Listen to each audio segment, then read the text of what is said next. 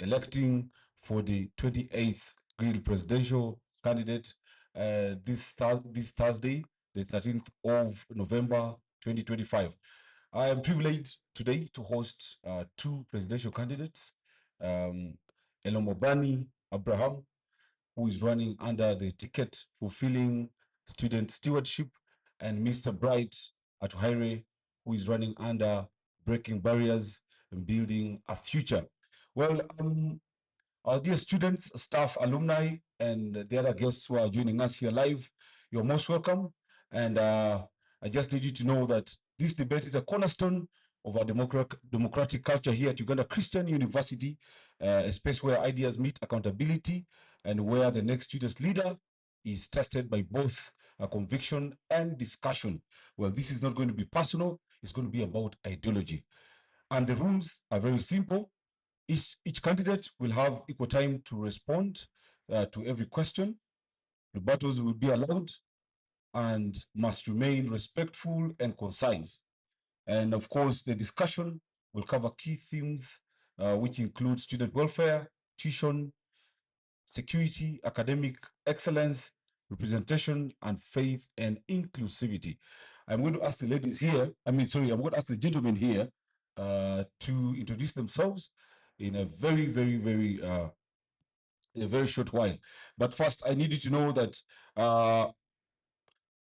these gentlemen will be taking questions from me, and after which we'll get into a segment where we will have the audience, who I'm very sure are paying much attention to the proceedings here. I will ask you also we'll give the audience a chance to shoot their questions towards the candidates. Now, my candidates will be receiving 3 questions apiece from the audience, and I expect them to be short, not personal. Please, let's avoid provocations, let's remain respectful, and let's maintain the spirit of this election, one that is expected to give us the very best of what we have here, which is cream de la cream. Ladies and gentlemen, you're welcome.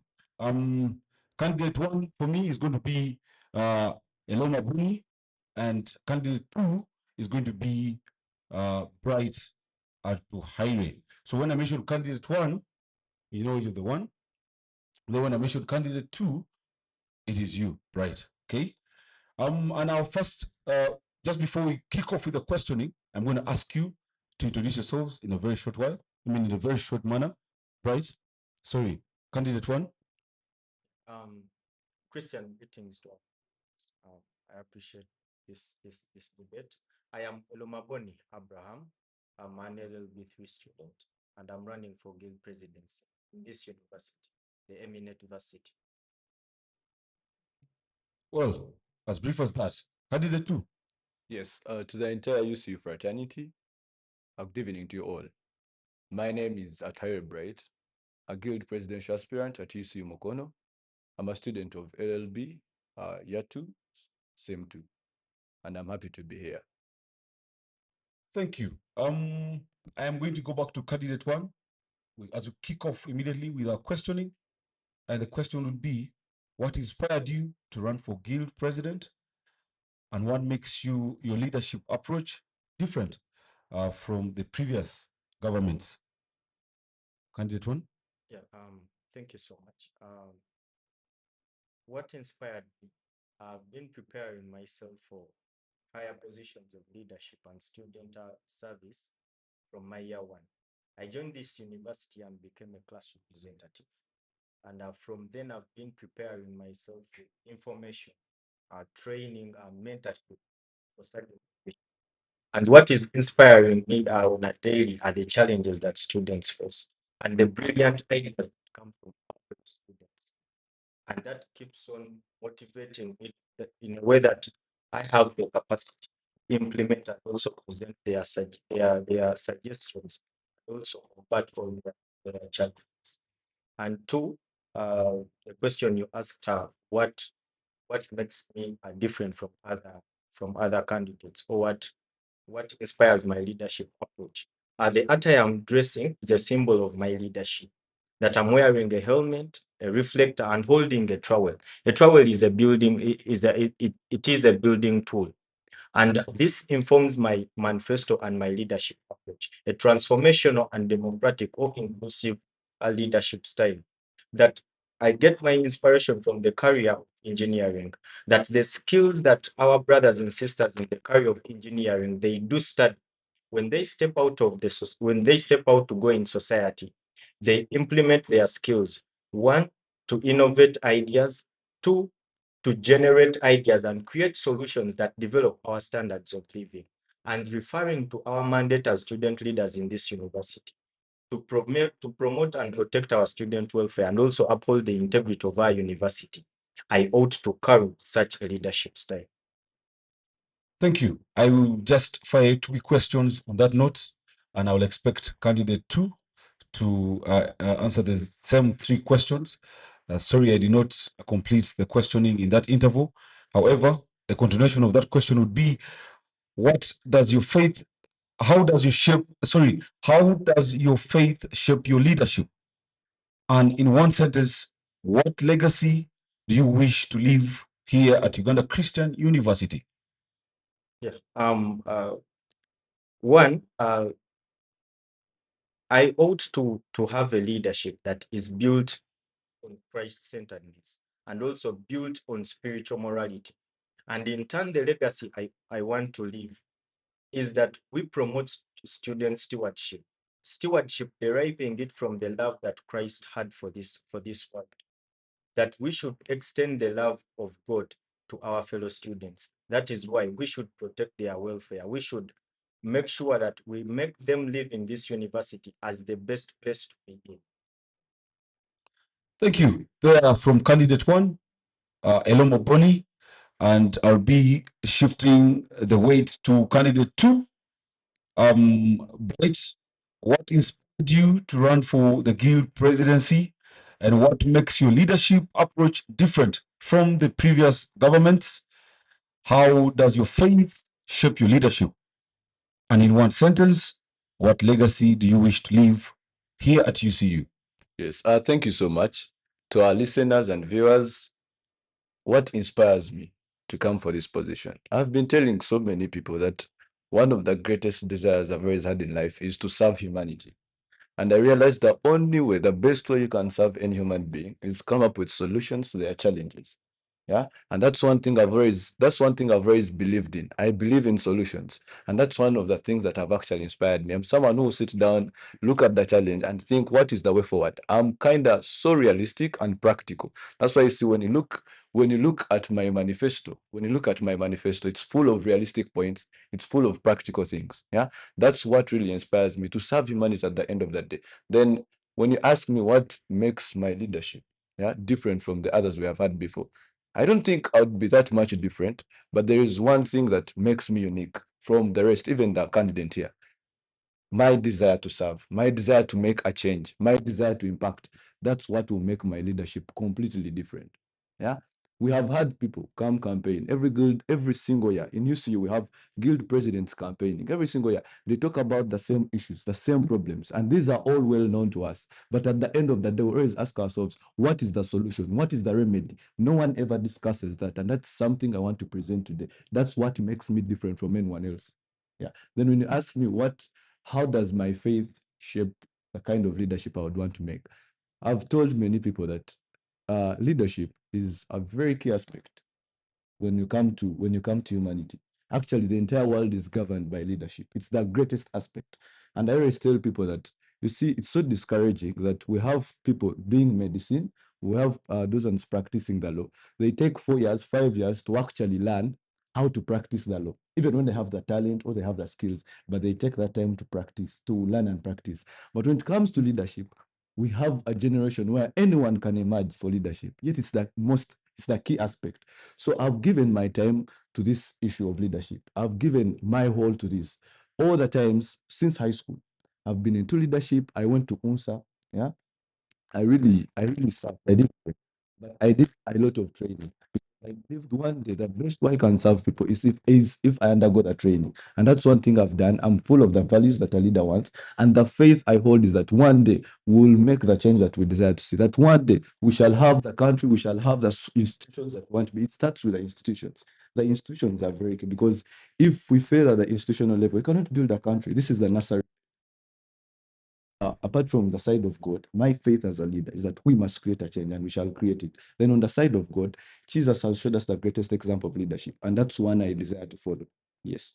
Thank you so much. Very assertive coming in from both candidates. And remember, ladies and gentlemen, that we had elections in Mbale, in Kampala, and in Kabale, and they were a success.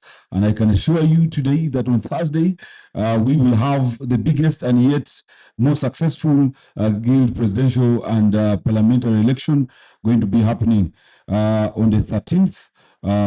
Of this Thursday, the November 2025. And of course, what you need to do is go and reset your passwords, log in and reset your passwords.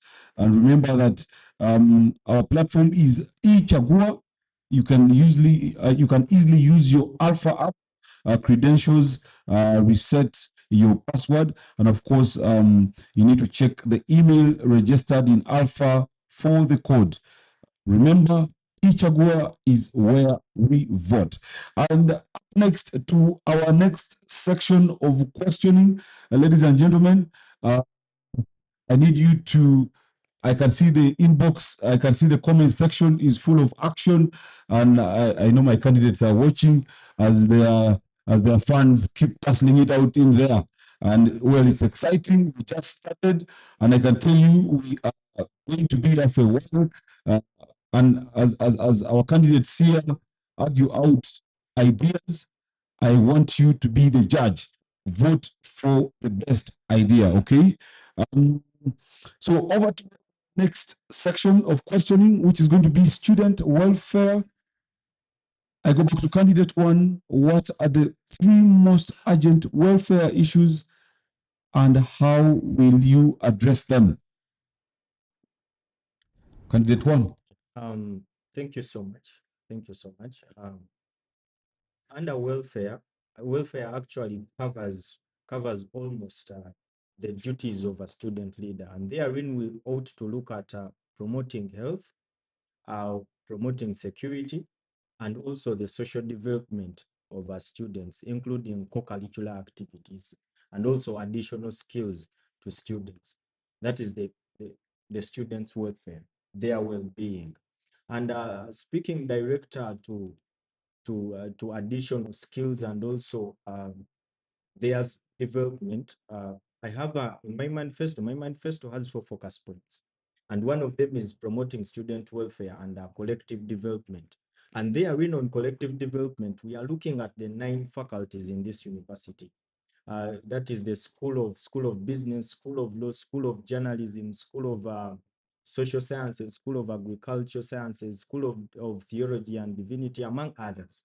We are in my manifesto, I look at how can we develop as a whole when it comes to additional skills or social life and co-curricular activities that we have to support the mission of this university. How do we get a student who is productive and holistic? And therein, I'm suggesting that through strengthening these associations and societies from every faculty, the 9 faculties of this university, that we can at least make sure that additional to the academic skills that are developed every semester, we can promote technical, entrepreneurial, and vocational skills to these students and co-curricular skills. And at the end of the day, this supports a future of a student that they do have a side skill that at the end of the day can support their life, not only their social life in the university, but also aside of their degree when they leave campus. Yeah. And I proceed.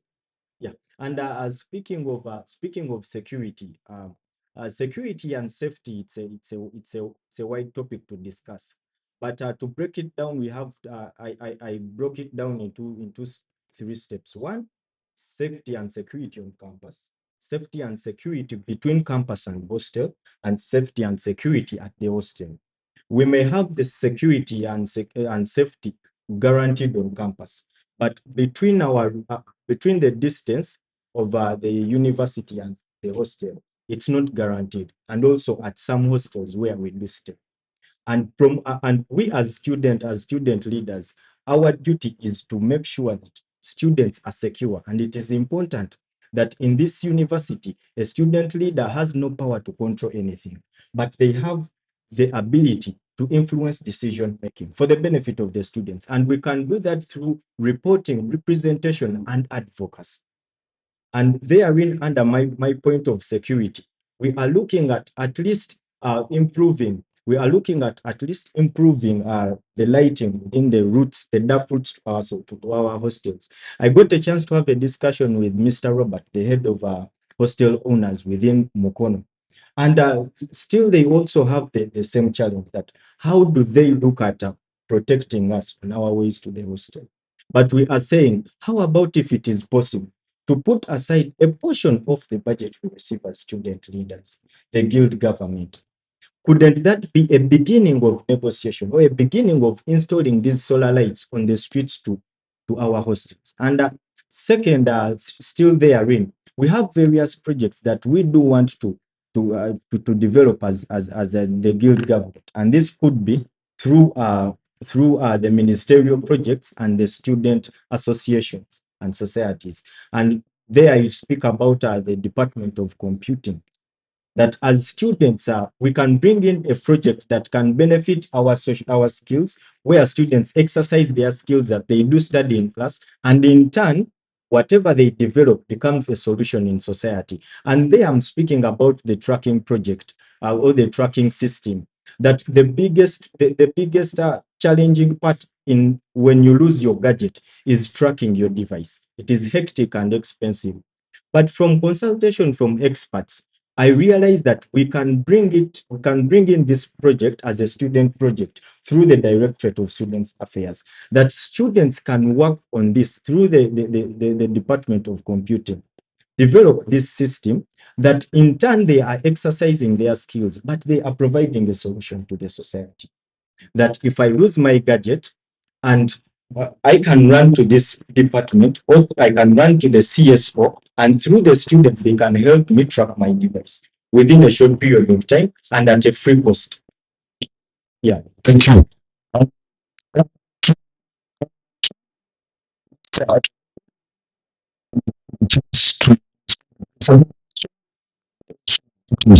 Issues is discussed. Okay. Thank you so much. On the issue of student welfare, it happens to be part of my agenda, part of my manifesto. It's point 2, number 2, student welfare. And this is what I've been telling us. Talk about student welfare. It's not about how the person feeds or just about their health. Much as all that is relevant, it's not that. Yeah, your entire well-being. How do you get out of the university? That's what really matters. Now, at that point, I have 2 aspects that I discuss. The first thing is that the best way, I've been saying this to all the class, but that after being guild president, the best way they can impact on your life after, when I need to come back to you as an individual, and I never come back to you as an individual, you one person, and say how this amount of money I help you and this way, yeah. But the best way you can always reach out for is find people that are united under the same interest and actually impact that. What does that bring us to? It brings us to clubs and associations. I've been saying this, that it is silly. For the times I've been there, realize that most clubs are not operating. Most clubs are actually not working, they're effective, they're not existent. Yeah? When you come to the associations are suffering to a point where they're soon breaking. Yeah? But what is the issue? There is a whole office, the office of the vice guild president of the constitution is mandated to take care of all clubs and associations in UCU. When the government is allocated a certain amount of money that is supposed to be paid to these clubs and associations. But this is done by the end of the day, they are not existent. Yeah? And as I give you, like, this can impact people if we are not organized. Yeah? So we must come to a goal and create clubs. I've been saying this, for example, we have so many people around UCU told that we something that is so unfortunate. We recently tried to start the Truth Debate Club, but it was not being supported, it was not being funded. At the end of the day, collapse. If none of students would go to the university, even university fans, at the end of the day, when they even they say, you do not actually support them. That's how it collapsed. This is something I don't need to invest in money, I don't need to invest in cash. It's about mobilization, it's about sensitizing students and bring them to the things that can create a platform for them. So that they can actually sustain themselves. That is allocated to the budget. platforms they want, services they want. It's important to be so realistic and practical. That's why I don't say a lot of things. I stick to things that are not achievable. Yeah? For instance, I've also said this. When you go to Macau, you find that most of the clubs are well developed. But the club is Macau is so developed to make them that have a very representative. Meaning they have a budget. But you don't have that in UCU because the clubs are not developed that well. Yeah? We go to the second thing. For instance, I want to be in business. I want to be I'm a pure person and a pure but then I was just we went up to cheap skills. These are things they actually like. And I think that outside of class, which platform that is going to be together to actually find out the things that they want to learn, actually experience these things that they will have. We do not research. That can be created through clubs. As I'm saying, we must have an entrepreneur club. This is a having such. Students are coming with projects. And people that are doing can be organize those competitions. Because you so actually negative about these things. I need zealous. I need people. Yeah, not hard to manage. Through such associations, through such clubs. For instance, the art association. I happened to attend the regional faculty gather recently, and it was so bad for God's sake. Why? It was organized, and each of the association will tell you we are supported. Let's not this. So what do you think that students welfare? If even people can't come together, the students of that particular faculty can't come together. Which is for them having questions, that is functioning at the end of the day. Have a sound system, yet we have a free sound system that can be for them. For them. It is the game people that are supposed to be doing that for them. So I'm going to office not to just focus people things that can't be achieved. I'm actually finding solutions to the things that I've witnessed, things that I've seen. And this is an experience. I've been telling people, my leadership is an experience. I've lived it. I've done these things before. And I'm coming here to you to actually do much better. These are the things you need to start with. The second point I should verify is security. Truth be told, and they are talking about the issue of security. He has talked about it. But that's it of security. Yeah, discuss the details. What is the solution? What is the kind of leadership we need to see? Leadership that is giving that solution. A solution-based leadership. That's the change of terms that we're talking about. And what is that solution? It comes to the issue of hosting. That's where the greatest challenge has been. So this is I think university hostings, that's every single people people the university administration. But just people are not thinking about it because I do not expect the administration that they will reach out to all these different hostels and set up PLT. So what is the solution? What is the referral? And this is what I'm telling people. Recently I made my research. I happened to find out that hostels around UCU have an association that brings them together. And the name of that association is the end of time. I've happened to interact with him and I found him there. And the reason is that places, we know them. Since that I built a certain farm, I built and from the game, shoot load. Sometimes that is not practical. Yeah, because first of all, that is a good sometimes it's limited. Yeah, a street load can cost 6 5 to run. So you cannot that much put at 8 places. But what can as the hostel owners tell them the security authorities, you have not tell them this particular spot to your hostel, this food is bad. So what can say it doesn't go 5 6 sit down, it can contribute because it's about 50 each similar. So how does it take them to actually contribute to 1 million who at some life? Yeah, and it's something that we can talk to them if we actually inspire them. And this is the solution. This is the end of it. And when someone trusts in leadership, these are things I'm going to put into place.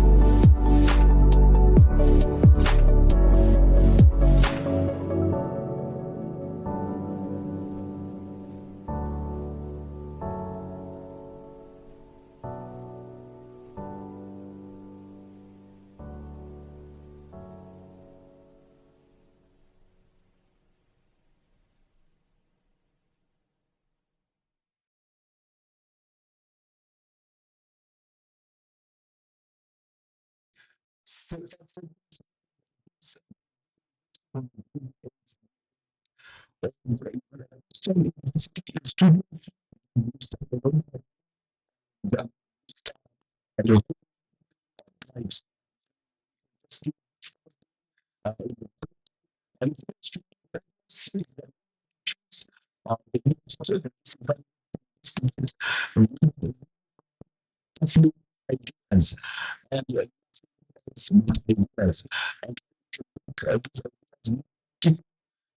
to show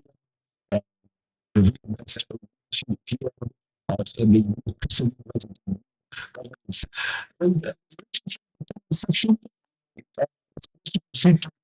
to show I secretarial statements and I need to ask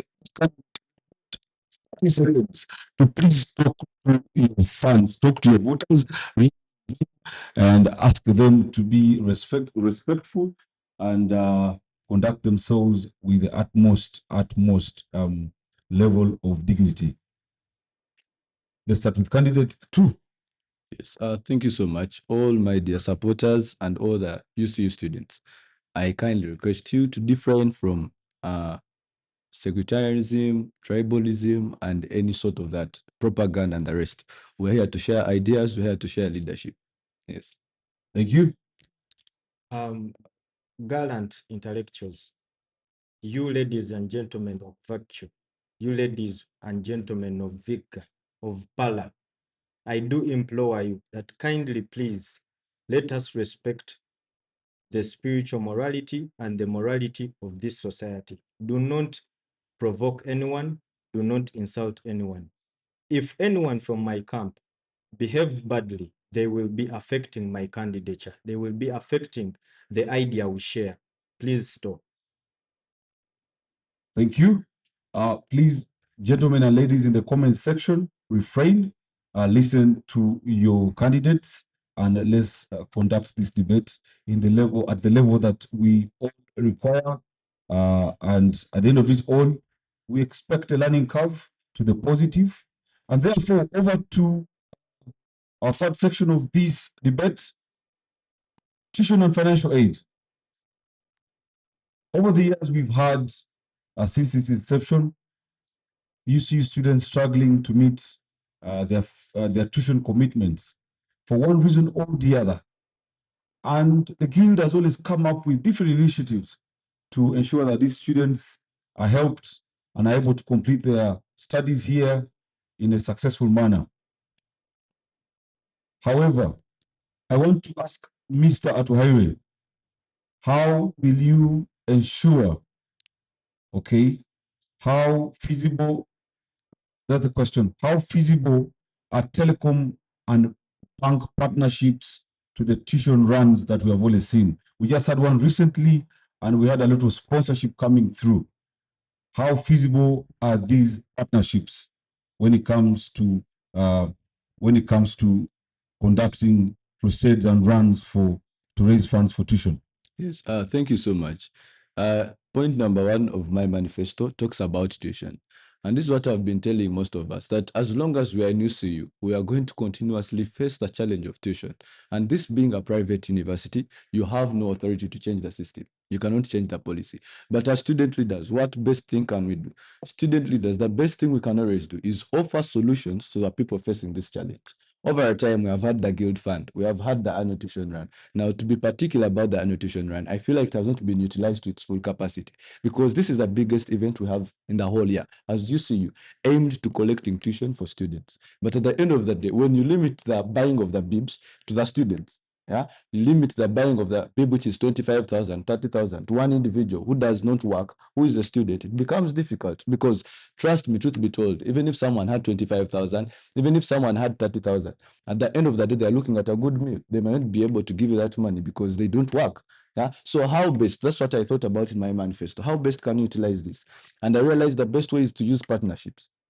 Not just any other partnerships, but particular ones. And I limited myself to telecommunication networks, the companies, then the banks. And this is what I have to say. Whenever we are paying tuition, realize that we pay using MTN mobile money, Airtel, we use different banks, Centenary, Stanbic, Equity. Some of them even have agents within our university. And it's public knowledge. All these different entities, whenever they are making their annual budgets, they always include a certain amount of money that is supposed to be given back to the community, given back to the society to help them in one or the other. So as a tuition run, what should we do? UCU is a big brand. As guild leaders, all those ones organizing, make it a point to go to these people, lobby, tell them that you people, we're having our tuition run as UCU. We are kindly requesting, partner with us, buy the bips from us, support us in one way or the other, come and participate, because at the end of the day, they have the money allocated. I asked my people, how do you think the Kabaka's run is able to succeed every single year? It's because that guy, the category, is able to lobby from everyone else, from every place. So that's what I want us to do. We must walk to those places, propose. If they bought, for instance, if MTN was able to give you 5 million towards the annual tuition run, they bought the bibs, that's quite some good amount of money you wouldn't have gotten from a single class for the tuition run. Yeah. So at the end of the day, you realize that the money you're going to collect will be much more than just what you could have gotten from the student. I'm not saying the students are not going to buy the bibs. No, we must work hand in hand to ensure. Let us set a goal. Let us set a target that we collect enough money. In 2020, there was a guild president here called Timothy Kadag. Timothy Kadag was able to collect a good amount of money. Yeah, above I think 100 million from the tuition run. But when you ask how was this person able to do it, he partnered with different people. He partnered with public offices. He did not limit himself to the university. No. He went outside there. He sold the whole idea of the tuition run there. So what can we do? That's what I want to do. Let us set up. If you want 100 million, and recently they collected and told us that money they were able to collect was 54 million. That's not a bad amount of money, but we are looking at an event that is such big, and we are looking at the number of people that we are having facing the issue of tuition. So we need enough money to cater for them. We need just more than 54 million. Yeah, and that's what I'm looking at. If you set the target of 100 million, we can be able to do it. When you read the newspapers, you find out that I think that was the last year President Museveni visited UCU in 2020, and he contributed 88 million towards the tuition run during his time. So we must sell the whole idea outside there. Non-government organization, public offices, these people must help us in one or the other, contribute as much money as we can to actually utilize the tuition run, because we need tuition for our students. Thank you. Over to you, candidate one. How will you ensure transparency in bursaries and financial aid? Yeah, thank you so much. My question is clearly concentrated on transparency in bursaries, right? Yeah, and my first point is that we should appreciate the fact that the system in this university, when it comes to tuition aid, it has been transparent and accurate. Yeah, and I've gotten a chance to be part of the students organizing committee of the previous tuition run through the Class Representatives Association, where I serve as a presidential and legal advisor.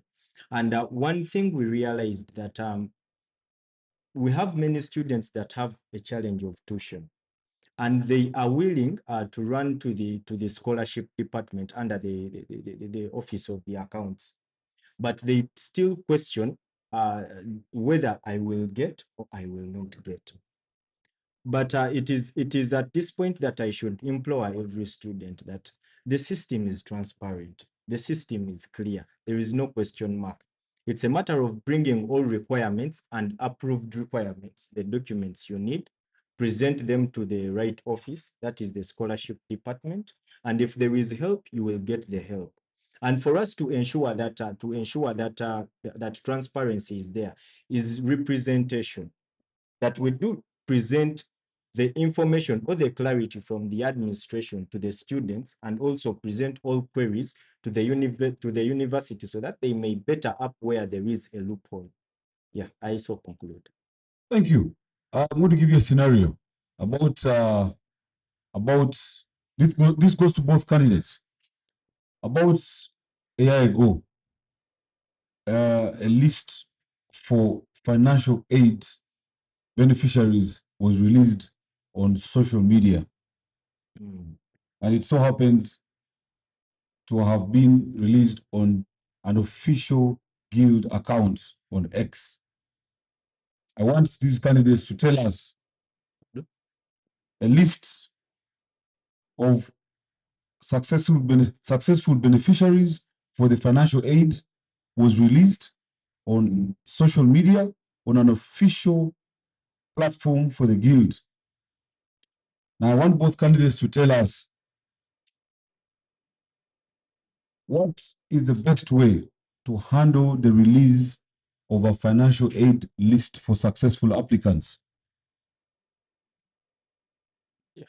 I know that both of you will be appointing press people, will be appointing communications people to handle for you your communications and press, but I need you to tell me or to tell us how best the release of a financial aid list of successful candidates should be handled, and where are the technical boundaries therein in this. You want me to repeat the question? No, You good? Okay, let's start with candidate one. Well, your question is clear that the best way of releasing the tuition aid list. And just a point of clarification, the guild fund is different from the scholarships offered by the university. And we are discussing the guild fund, the tuition aid that is given by the guild government, and it is budgeted for by the guild government, not the university. That distinction, I hope it's clear now. Now, speaking of this list, the best way couldn't be social media, because if you observe well, this list usually has credentials of these students, the registration number and access number. And those same details are used to access their private accounts like Alpha, and also to access their financial accounts through the Department of Accounts. I don't think it would be good for you to release a list with those details. You can release the names. That can be okay, because this is also a channel of proving accountability or proving transparency, that from the people that applied, let's say 20, 6 or 8 people were given, and this was the list. So my point or my answer is that releasing the list with all those details is not right. It's not right. It puts their privacy or their confidentiality at risk. You rather release a name alone. Yes. Yes, Right. thank you so much. When I get to listen to the question and trying to ask, is it harmful or is it okay for the list, those ones that have qualified, because it's the guild fund that's actually released the list, is it okay for it to be put on social media such as X? My answer to that is simple. We have different structures in UCU. We have different media handles that are actually approachable for all UCU students. We have class groups, stream groups under the class representatives. It's very easy. You can share the list of the names in those different groups. You don't have to take it to the X media. Yeah. And then the other thing of the names and the registration number and everything, I do not believe that the details, all the details should be given there. Whereas you might want accountability. It's not necessary. And then to say about the issue of security, when they're giving in, they might give only the access number, which is either B to this and this, or A this and this. This, as far as I know, it's not conclusive for you to ascertain someone's details. No, that's not true. Because to ascertain someone's details, you as much need their password.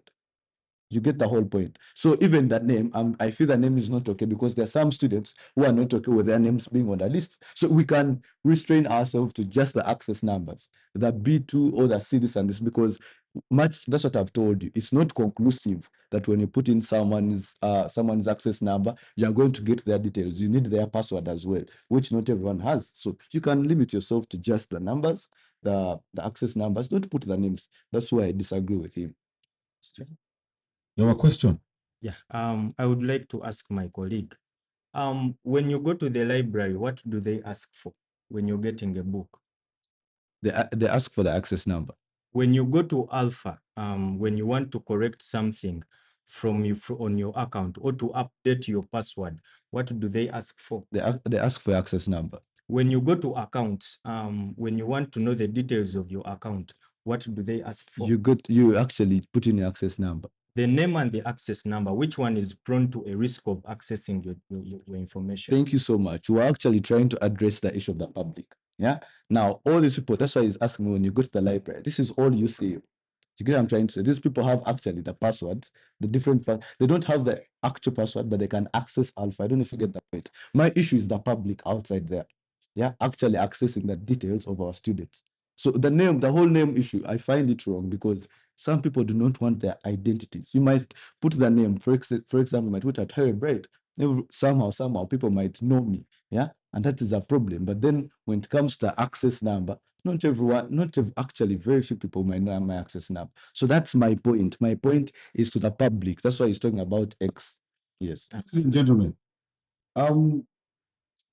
candidates Eloma Boni says we should not publish students' information in the event of the publication of the successful candidates for the Guild Fund. Whereas candidate Atuhaire says, to a certain extent, for as long as we do not put out the names of these people, And the registration. it can be okay. It is up for you to decide. And that takes us to the next question, which is going to be security and safety. This presidential election comes at the back of a very sad moment for UCU. We lost 4 students under very horrible circumstances.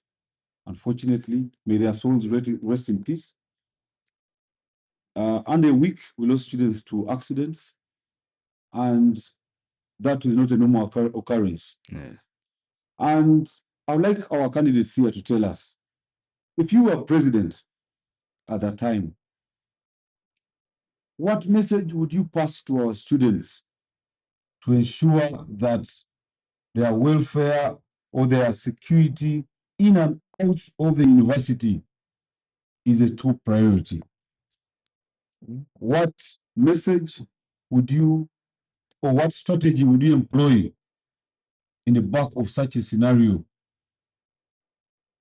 in sensitizing our students to ensure that their safety in and out of campus is a priority?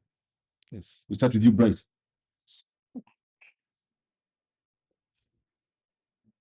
I don't know how this works. Yes, put it here. Basically, Okay. yes. So, what message I'm asking the candidates Yes. in the back of the unfortunate incidents, the tragic accidents to our 4 students who passed on, unfortunately, we have a lot of, you cannot avoid a student from taking a border, of course. Yes. You cannot avoid a student from getting out of campus for 1 or 2 things. However, how best would you address this issue to ensure that we mitigate or reduce the risk of accidents out there? Yes. I thank you so much for that question. Before I answer, may their souls rest in peace. We mourn with our relatives and the entire community. Yes, my message, because we know that death comes for everyone. That is the truth. But then at the end of the day, we must take the measures we can in our capacity as human beings to actually encounter such things. Now, we realize that these are accidents. The 2 girls, it was a motorcycle accident. Yeah. And when you listen to the details, they were knocked. It's not that the motorcycle rider was in error, but he was knocked by a speeding taxi. That is something so unfortunate. That's actually an accident. But the advice I would like to give out to our students, please and please, much as we need these motorcycles, they make the transport faster. If you are not rushing anywhere, we can consider, for a moment, we can consider the taxis. We can consider the vehicles rather than the borders if you're not rushing somewhere. But then if you're using a motorcycle again, I believe you have control over the person riding. Please tell them, I'm still a student. I still have to finish my education. Kindly take me at a slow pace or be careful with my life. And then the other thing, when you look at the accident, the incident, you realize that the cause of their death was the impact they had with the ground, the head impact with the ground. So my advice to most and all our students, please, if it's possible, buy yourself a helmet. Whenever using a motorcycle, it's good enough for you. Put it on. But then as a guild leader, one thing that came to my mind after that whole incident, these are things we can advocate for. We can advocate to ensure that we have certain helmets at the different stages for UCU students, if it's possible. because I know there are different companies that make all these. So we can see how we can partner with them as UCU and the guild, and to see how they can actually help our students. We have them. We might not have for everyone, but we can at least have for individuals. Because I believe if you had an accident and you had a helmet and you didn't have that direct contact, your head with the ground with a tarmac, maybe the chances of you actually losing your life would be mitigated. So this is something realistic, and we know we can achieve it. Thank you. From candidate 2, over to you, Mr. Elomobani. Yeah, thank you once again. Indeed, may their souls rest in peace.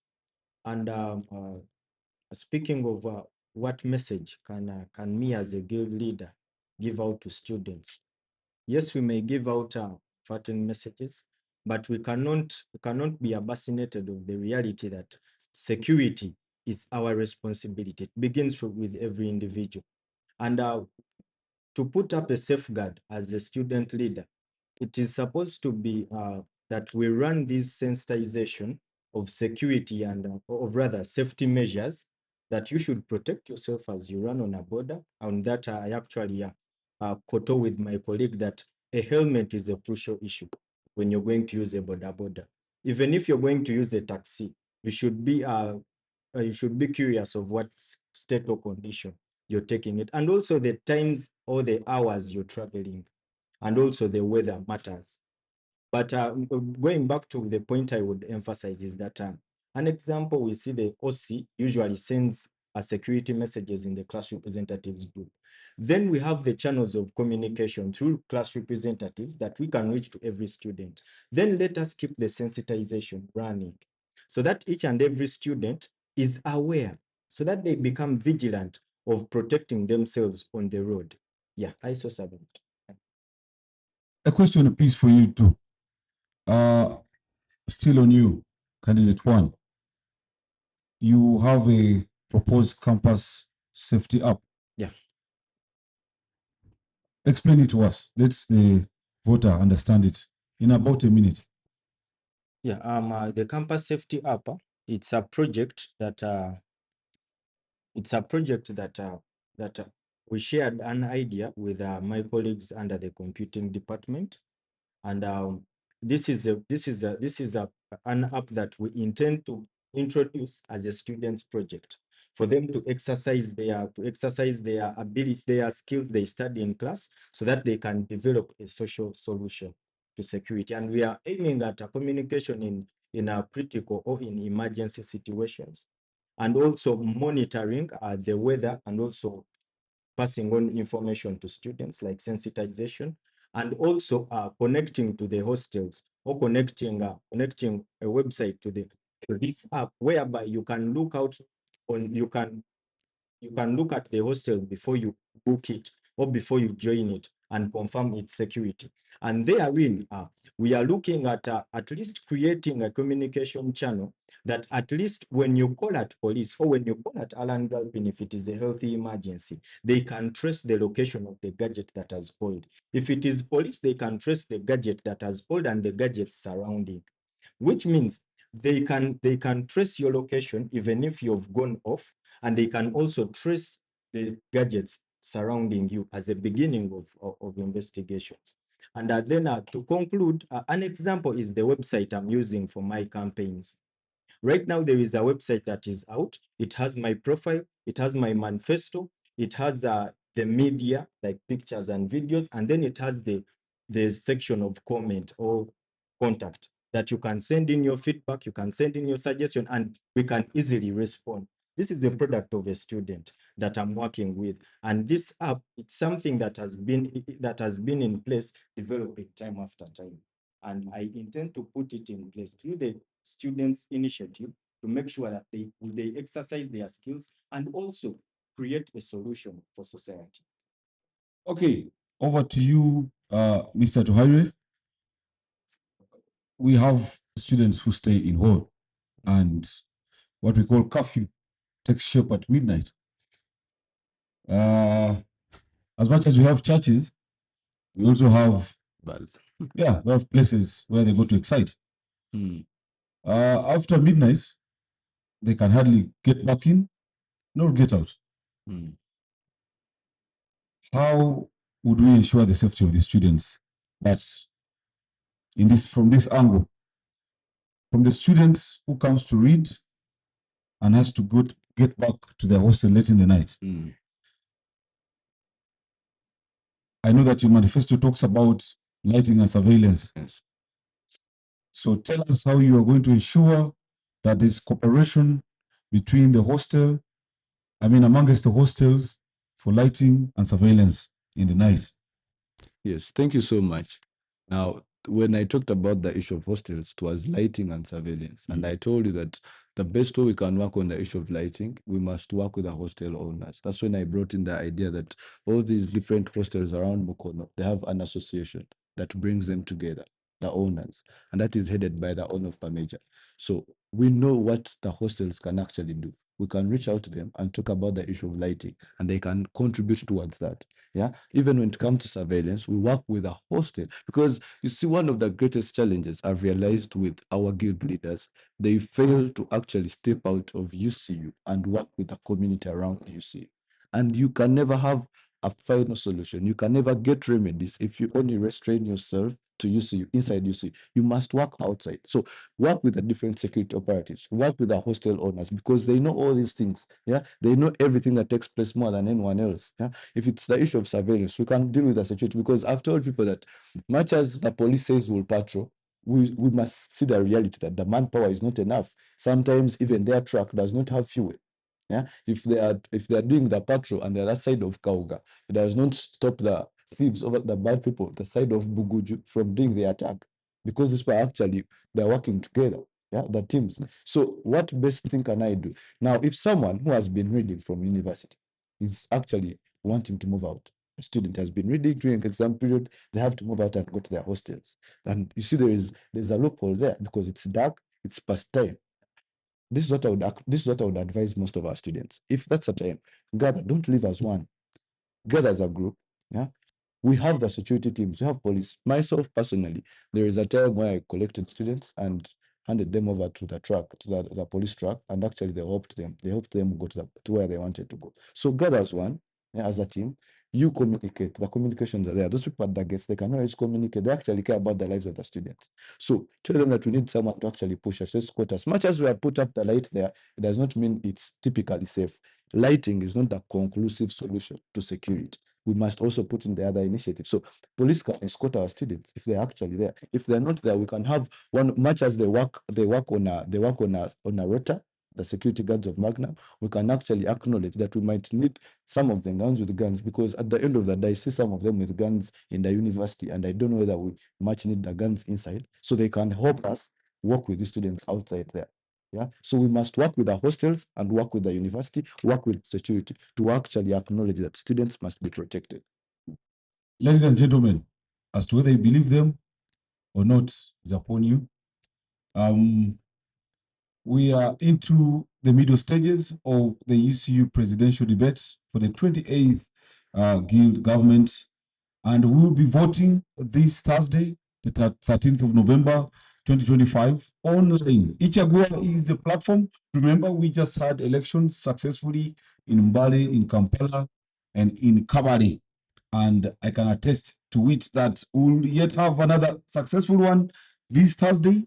What you need to do is log in using your Alpha app. Use the credentials given to you when registering for Alpha, and simply reset your passwords to be able to access the voting platform. On my left is candidate Eloma Boni, and on my right is candidate Atuhaide. They have been to the studio. They have produced songs, hit songs, to garner support for their campaigns. I have scrolled through Instagram and TikTok, and I'm sure you have as well. And what remains to be seen is if the ideas they discussed today will pick up as much as the songs have picked up. It's an exciting campaign, and in the spirit of UCU, we say, let's sit down and discuss ideas. So far, the candidates have been exceptional, but I say you remain the judge, and my job here is one, to simply ask the questions. And over to academic excellence, okay? I'd like to ask, I'll go back to candidate at Highway.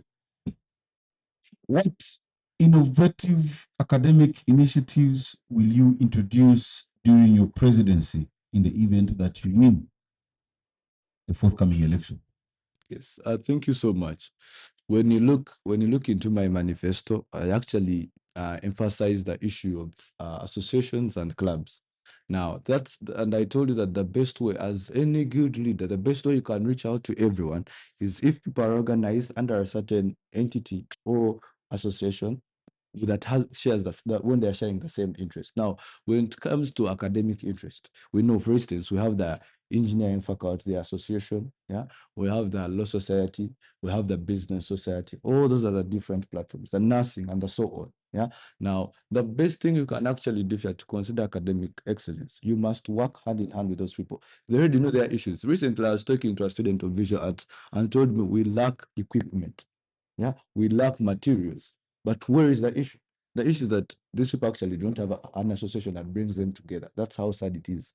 Yeah, because I believe the whole engineering thing is big, so they need to be given their own that will actually cater for their issue. So we need that such kind of representation, and that's one of the things. The reason why I talk about associations, that's the only way you'll get feedback. You'll get a report. Now, when you have the report, that's now how you can know the issue and how to tackle it. Now, academic excellence, you must work with societies. You must work with the associations, and that's one thing I want to ensure.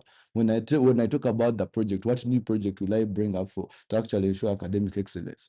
There is no new project you are going to bring, such as teaching students. The university is already teaching them enough. 8 to 6, some are even complaining. So I don't think the students would want more teaching. Yeah, would not want to do Saturday lessons. No, that's not one thing students would want. The only way is to utilize what is already existing. We have a library. Yeah, they can actually utilize that. But the best way you can know the challenges, those minor things that we think are not major but are actually affecting the academic excellence, the only way you can know them and tackle them is through the associations. Yeah, for instance, we have been seeing the Law Society trying to have their symposium, and they're having challenges here and there. When you look at the symposium, it's not just about career; it's even academic. Because at the end of the day, when someone is inspired, even the academic push increases. Yeah. So those are the things I'm trying to talk about. When you go to the engineer, when they tell the engineers that the issue they are facing, it's hot, the place where they do their construction. So those are small issues, but we can get a solution for them, a way out. When you go to, as I told you, the visual arts student, they are lacking equipment. I don't think UCU is that broke to actually fail to have equipment for those students, but maybe they don't know that that's actually a need. So these are the things the guild government is supposed to talk about. That's why I'm saying under my point 3 of the manifesto, effective representation. You must represent everyone's concern. I might not be able to provide the equipment, but I can actually represent the concern to someone who is able to provide the equipment. So that's the only way you can actually deal with academic excellence for the students. But other than that, the university has put up different measures, different projects. I don't think because in the process of trying to add more projects, you might actually overwhelm the students that are being already overwhelmed. Thank you. Thank you, candidate 2. We have candidate 1 taking a lot of notes here. We want to see what those notes entail. I hope it is part of the answer, is part of what I want to ask. And how would you support students struggling academically and emotionally? Yeah. One thing I would like to put clear is that before we think of what we students can do to help them out, we should look at whether the university has fulfilled at its duty of providing this service. We do have the Office of Quality Assurance, and it works hand in hand with class representatives, which means that if there is any complaint on the quality we pay for, the quality of the services we pay for, the Office of Quality Assurance should be answerable to handle the challenge. That is why we have an evaluation form on our alpha when we are ending the semester or when we are beginning the semester. So my first point would be that we should be custodians of our own status. That as student leaders, do we confirm that the university has fulfilled its duty of providing these education services? Now, two, we cannot attack a challenge that we don't know. The moment we realize these challenges, and these challenges range from different reasons. One, it could be a mental health issue. It could be a self-infliction of maybe using drugs, or also engaging in coupling and stuff that can disorganize you emotionally and concentrating on your academics. And also, it could be a problem of the course instructor, that you're failing to connect with them. And also it could be your nature, because we do have people that are slow learners in class. And now to that one, it's the same thing of empowering class representatives and associations to continuously have these discussions that are additional to what we study in class. When I was serving as the deputy speaker in the UCU Law Society, we had this being implemented, and it helped out various students when it comes to academic excellence. And it is important to note that the academics we attain here is the sole priority as to why we are in this university. And proceeding on the point of emotional challenges, it is my proposal that at least every student leader should attain the para-counseling certificate or the para-counseling training, that you can easily spot out, or you can easily relate with your fellow classmate or fellow student if you detect that they do have a challenge that is emotional or psychological. That can help us. And I still do advocate for other students to run for this para-counseling training. And with that, I conclude by emphasizing that let us put out these common problems, like I had mentioned them earlier. Let us see a way of tackling them so that we do have an academic excellence in this university. Yeah. Thank you, gentlemen. Abraham, you're a law student. Yeah, I am. Brett, you're a law student. Yes, I am a law student. Okay. The dynamics of UCU's elections have always been that law, given their numbers, usually has the advantage for their candidate because they vote overwhelmingly. However, UCU is a university that consists of different programs, that consists of diverse programs of study, and therefore enormous numbers of students in those areas. Now that both few candidates come from the same faculty, in about a minute, I want you to convince not just the students from law school, but those from other faculties, why you are better than the other gentleman on either side of me without punching each other. Yes. Thank you so much. I will use just 1 minute, as I've said, to actually convince the other students. When someone becomes a leader, a good leader, it's not about your faculty anymore.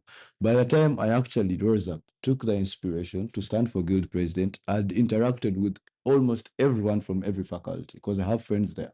And I wanted to offer solutions to all of us.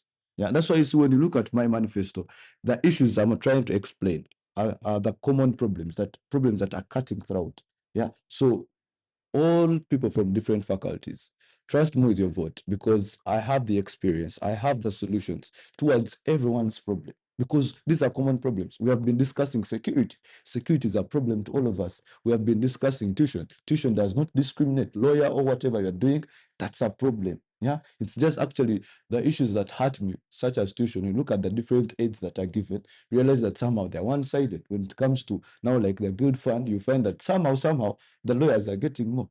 But when you're trying to find out what is the root cause, I don't want to be a propagandist. What is the root cause? The root cause is that there is the budget they allocate to that is actually little money. That's why you see when you look in my manifesto, I'm coming up with a new project that will increase the amount of money that is within the guild government so that you can spread it equally. Yeah, you can have each faculty get money equally because we live to help each other. We are living. You say a lawyer, I cannot exist if I don't have an engineer. Yeah, so we must help each other. Security, when it comes to tuition, representation, all those different faculties should be represented, and that's what I stand for. When I become a guild president, I cease to just be a law student. No. I'm leading the entire UCU, and I'm supposed to serve each and everyone because my impact at the end of the day must be felt by everyone. Yes. Thank you, Abraham. Yeah. I am Elomaboni Abraham.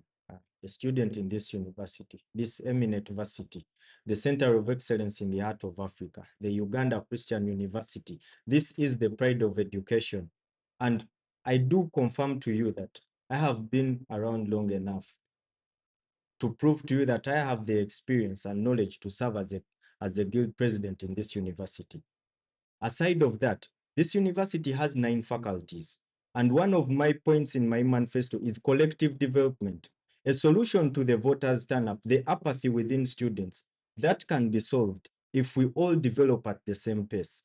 And continuing in on the same point, I have projects that whereby we can merge and work together as various faculties. An example is that when I was still serving as a vice president before resigning to join the race, we managed to get together 2 faculties to work together in Azania. It is an entertainment platform. We worked together with the Department of Visual Arts and the School of Journalism, where students came together to exercise their skills. And such events, such projects, I ought to bring on table. And with that, I do seek for your vote and your support. I am fronting this idea, but you can own it. You do own your right of voting. So you can wish the best for this university, the best welfare for every student. Vote for the right candidate. And that is Elomaboni Abraham. Okay, ladies and gentlemen, you have listened. The gentlemen here are very elaborate in how they want you to understand their manifestos. And I can assure you, by the end of Thursday, we will have a president in one of these 2 people. And I believe that you have the nouns to judge for yourselves who the better of them will be. However, at this point, we'll go into one more round of questioning before we take a brief break and return. But remember that on Thursday, the 13th of November 2025, we'll be having the elections for the 28th Guild government, and you can simply vote online via Ichagua. Go and log in via the Alpha, use the credentials provided to you at the point of registration, and simply reset your password in order for you to do the voting for your favorite candidate. We've discussed a number of issues, and those include academic excellence, security, safety, tuition and financial aid, student welfare, vision, and motivation. And remember, in the round that has been, and just in the one that comes after these, these candidates have had enough time for them to basically break down on their manifestos in those areas we've discussed. But we'll get to a quick fire round or a rapid fire round where they will have about 10 seconds to tell us, to answer questions that will be coming from us. And then we will also have a round where you, the audience, will have a chance to ask questions. Each candidate will take 3 questions from the audience. Now, under representation and accountability, I want to ask each candidate, and we'll start with Brett to my right. How will you ensure active and transparent guild leadership? How will I ensure effective and accountable guild leadership? Now, most of the times, it zeroes down to the people you work with, even you yourself. And this is what I had to say the previous times, that leaders, you walk the talk. Yeah, you must be the example. It starts with you. Myself, I believe when you are given leadership, you are accountable to God, God being the supreme being, because all leadership comes from God. And then second, you are accountable to the people that trusted you, the voters. So the issue of accountability starts with the spirituality bit of it. Yeah. And now it zeroes down to morality and the people that trust. So it now again comes to the people you work with. Yeah. So the appointment actually make a very, very key function in this, with the issue of accountability. I've seen leaders the top leaders who seem to be accountable, but then the people they appoint disappoint them at the end of the day. So the way you appoint people should be very key. Appoint competence, appoint people who have morality, yeah, and have the highest form of integrity. That's the first thing. Yeah. Then the second thing, the issue of accountability. When I read the Octoy case, they actually gave a recommendation concerning the issue of the deputy prime minister who had done away with the funds. You realize they recommended that the university should have an IGG, an independent office. Because truth be told, we have a budget that is released, we have funds that in throughout the always in exchange here and there, but from the DOSA's office, then the guild, you see there's a lot of transaction that happens. Yeah. But who is the overseer? Who makes actually an independent report? Because the IG is supposed to be an independent body. Now, they gave us that recommendation, and the previous government tried to come up with one, the IGG's office. But then, because of procedural errors, it actually collapsed, or it does not make sense. Yeah. But now, during my time, I believe that is something we can actually bring through the right procedure in Parliament. We can have the IGG's office. It might not be 7, 10 IGGs now because that becomes a problem. Yeah, you can have two if the country only has 3. Why would the UCU be having 7 IGGs? Yeah, so we can limit it to 2 or 1. The people that we actually believe of high integrity that will help us actually ensure accountability around the government, because power corrupts. Truth be told, you might appoint someone thinking they're accountable, but along the way they lose track. So we need someone who can always hold them accountable, someone within the system, a student, yeah, a student leader who embodies all the different characters of a good leader. Then you asked about being effective. The point of effective is that you must have the students at heart. That's what I have myself. I always feel bad when I see that a student is going through something and we are failing to help. So the only way you can be effective is if you are willing to help each and every one as a student leader. Yeah. Work with competence. That's why I'm asking people, please trust me with your vote, because I have the solutions. I have the ideas. I'm effective. I've been in leadership, as I told you. If you read through my manifesto, my profile, I've told people I've been a leader since high school. I was in King's College, Budo, for my O-level. I was a leader. I proceeded to Mengo Senior School. I was a leader. I was a school council chairperson. I actually offered a solution to actually most of the problems that were being faced, the issues of fees. Started up a project that still runs up to now. I went to UNSA. At that very early stage, I was able to win at UNSA chairperson for Kampala district. I did so much when it comes to actually the projects and the different scholarships that were being given to people. There's a whole newspaper writing of New Vision for that particular day. I wrote it in my manifesto that wrote about the activities we're doing. So the student life, the student progress is something I have at heart. That's why I come right now to offer solutions to be effective at the end of the day, because I look at impact. Thank you. Abraham, Yes, please. who is your campaign manager? I mentioned the name. Yes. My campaign manager is currently Segawa Elvis. So Segawa, if you went through and Segawa, you appointed Segawa as prime minister, and Segawa made some 3 million shillings disappear, what would be your course of action? My first course of action would be to put a stop on his duties. 2 is to find a way of recovery. How would you do that? How would you do that? That will be definitely dismissing him. As a matter of fact, the same precedent that he cited, the matter of the petition, I was one of the petitioners with Edgar Okitoya and Chinovere Andrew versus Gelda, who was the prime minister by then. She was my good friend. But the moment she misappropriated the funds that were intended to provide a solution to students, we went to the petition. We went to advocate for justice. And that proves to you that even if it is my prime minister, my campaign manager, one thing I would assure you, if the moment you misappropriate these funds, we have to seek justice for students. I definitely dismiss you and prosecute you and make sure we recover these funds, and also students get the justice. Okay. So I remember that's the story that you brought up. Now that you mentioned it, it means we can dive into it. Yeah. That story was broken by the Standard. Yeah. Okay. Had the Standard not run that story, then we would never have known what would have happened. Probably would have someone complete a term of governance in office. What measures would both candidates take to ensure that their deliberate moves to ensure that government officials are transparent, but also you are able to curb some of these things before there's actually a certain watchdog or before a certain student body or student individual is able to identify the problem, what would you do from the point of when you are sworn in as president? Yes. That's what I was trying to answer. That it starts first with your appointments. Yeah.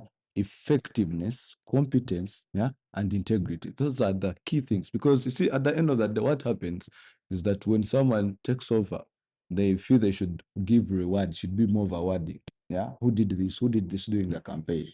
Yeah. But then service is beyond winning the election. Because there are two journeys people don't understand. There are two battles. There is a battle of winning the election, but then there is the battle of serving students. Yeah. Now, serving students is a bigger battle. It's so critical. It starts from day one, the people you appoint. So, my first thing is the appointment side. Then the second thing, as I told you, we do not have a watchdog, as you said, when it comes to guild leadership. That DOSA is not enough, truth be told, because the different transactions that happen. And I would not want to say this, but we need also someone who can watch over even the transactions in the DOSA's office to give accountability. It's not that we are trying to check on how, because I believe she's an integral woman, but we just want to be sure of everything at the end of the day. That's why I told you, in that particular case, I read the recommendation was that the guild government should think of creating an IGG's office.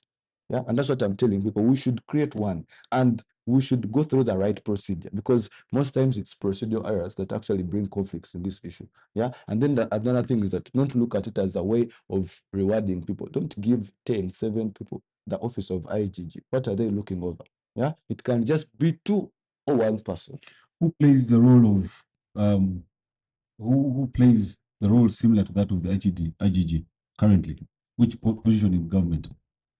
No, currently, when you look at the different government positions, I don't see someone who plays the exact role as that of the IG. I'm seeing that DOSA overlooking the functioning of at the student body, at the student level. Are you saying that there is no audit, there's no body with an audit role to that effect? When you look at the finance, the Minister of Finance is in charge of making the auditing and everything, collecting the receipts and so on. But what I'm trying to say, we need someone who overlooks all these. Yes, that's my point. So you're saying even the auditing, we need someone who overlooks that auditing. So you're saying finance leaves a boss? It's not a boss. It's someone who's it's not being a boss. It's a boss? No, it's not a boss. It's a boss. It's no, now boss is subjective to how you understand. If I can look at your work, then I'm a boss. No, not really that. That is someone looking, not just even the finance. The IGG that I'm talking about, it's not just about the finance. It's every single aspect, every single section, every single sector within the government, even when it comes to the office of the president. Yeah, the guild president, the IGG is supposed to actually look at how these people, to audit how these people doing the transactions and everything. Yeah. So at the end of the day, we need an independent organ. Yeah, it's not about being boss, because when you say boss is subjective. Boss to you might be someone above you, but that's not what I talk about. It's about accountability. Which person is actually going to take on the issue of accountability? You have any rebuttal to that?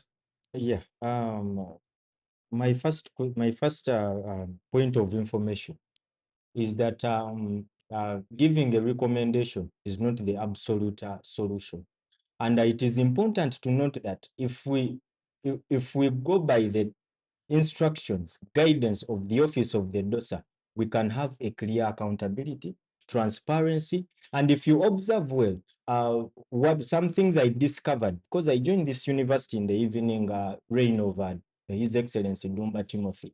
I experienced the reign of High Excellency Ajira Virunji, and I'm currently experiencing the reign of High Excellency Samantha, which means I have experienced and seen the loopholes and mistakes. But if we play by the tunes of the DOSA, who is the custodian of the guild students board, then there can't be a mistake. Then 2, we should understand that the guild president is the first accounting officer when it comes to the resources allocated to the students guild.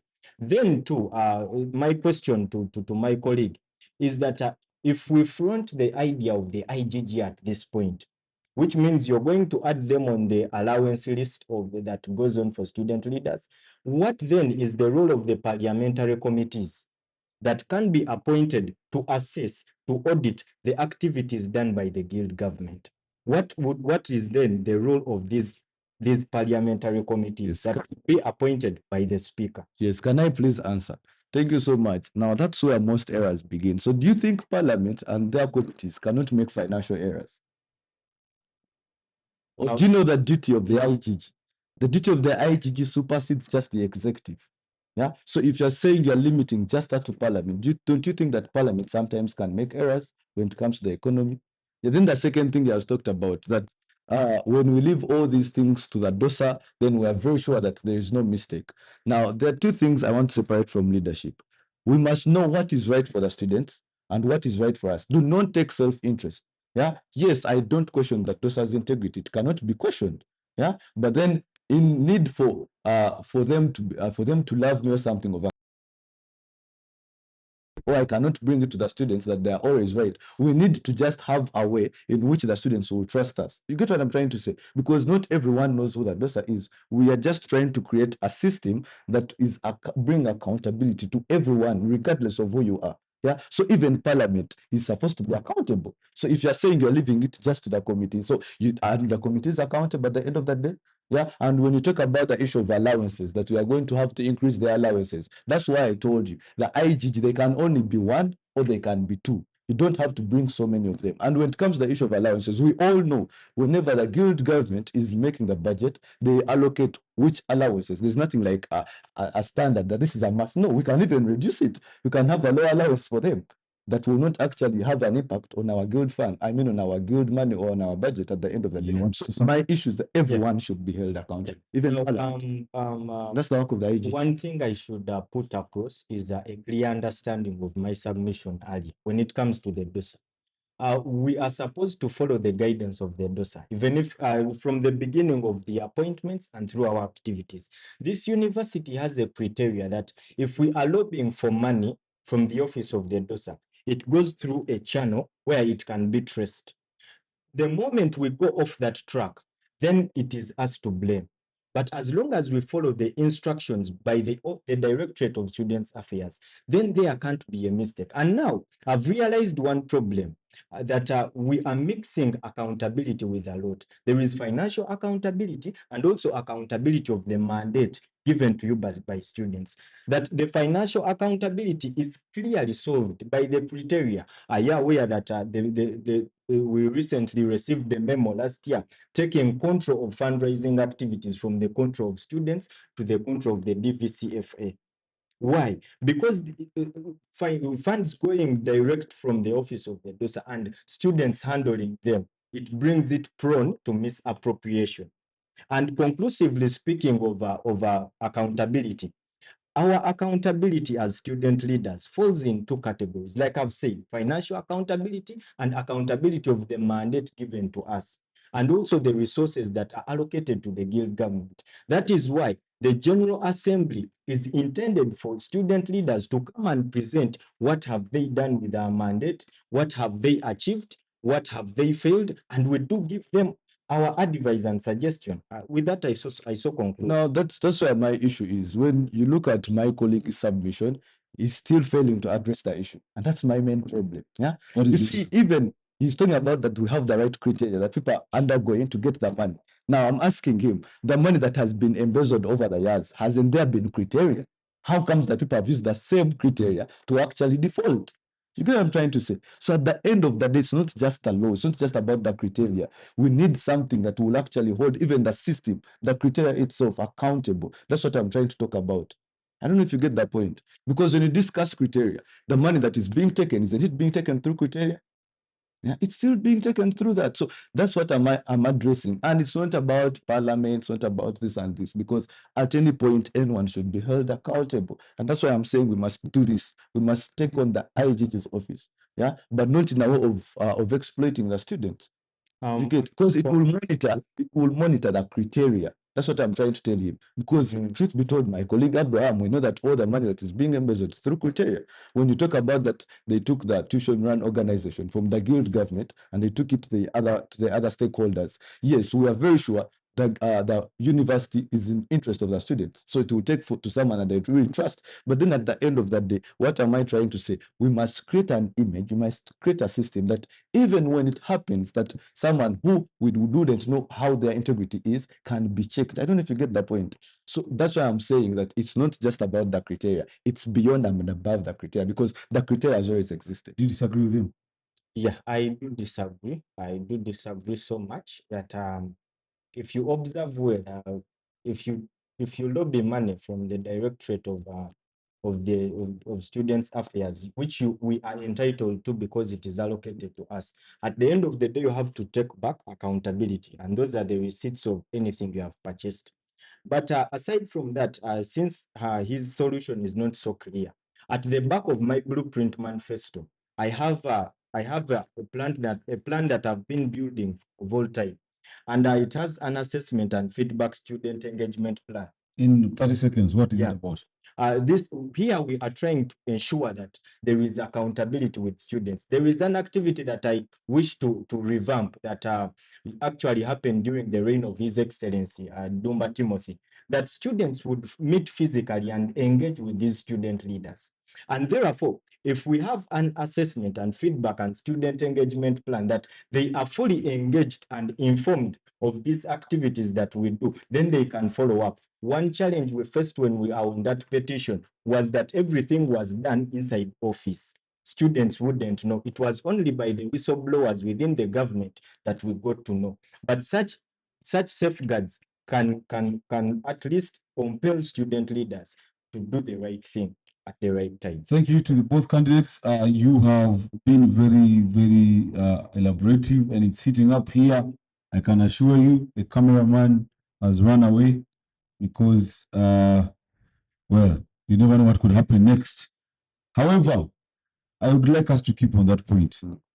The guild assemblies have been a thing for any guild government since time immemorial. In fact, since the initiation of a guild government in this institution, the guild as well as organized these events, I think, as a means to ensure accountability, as a means to adopt feedback from the publics as regards their processes and projects.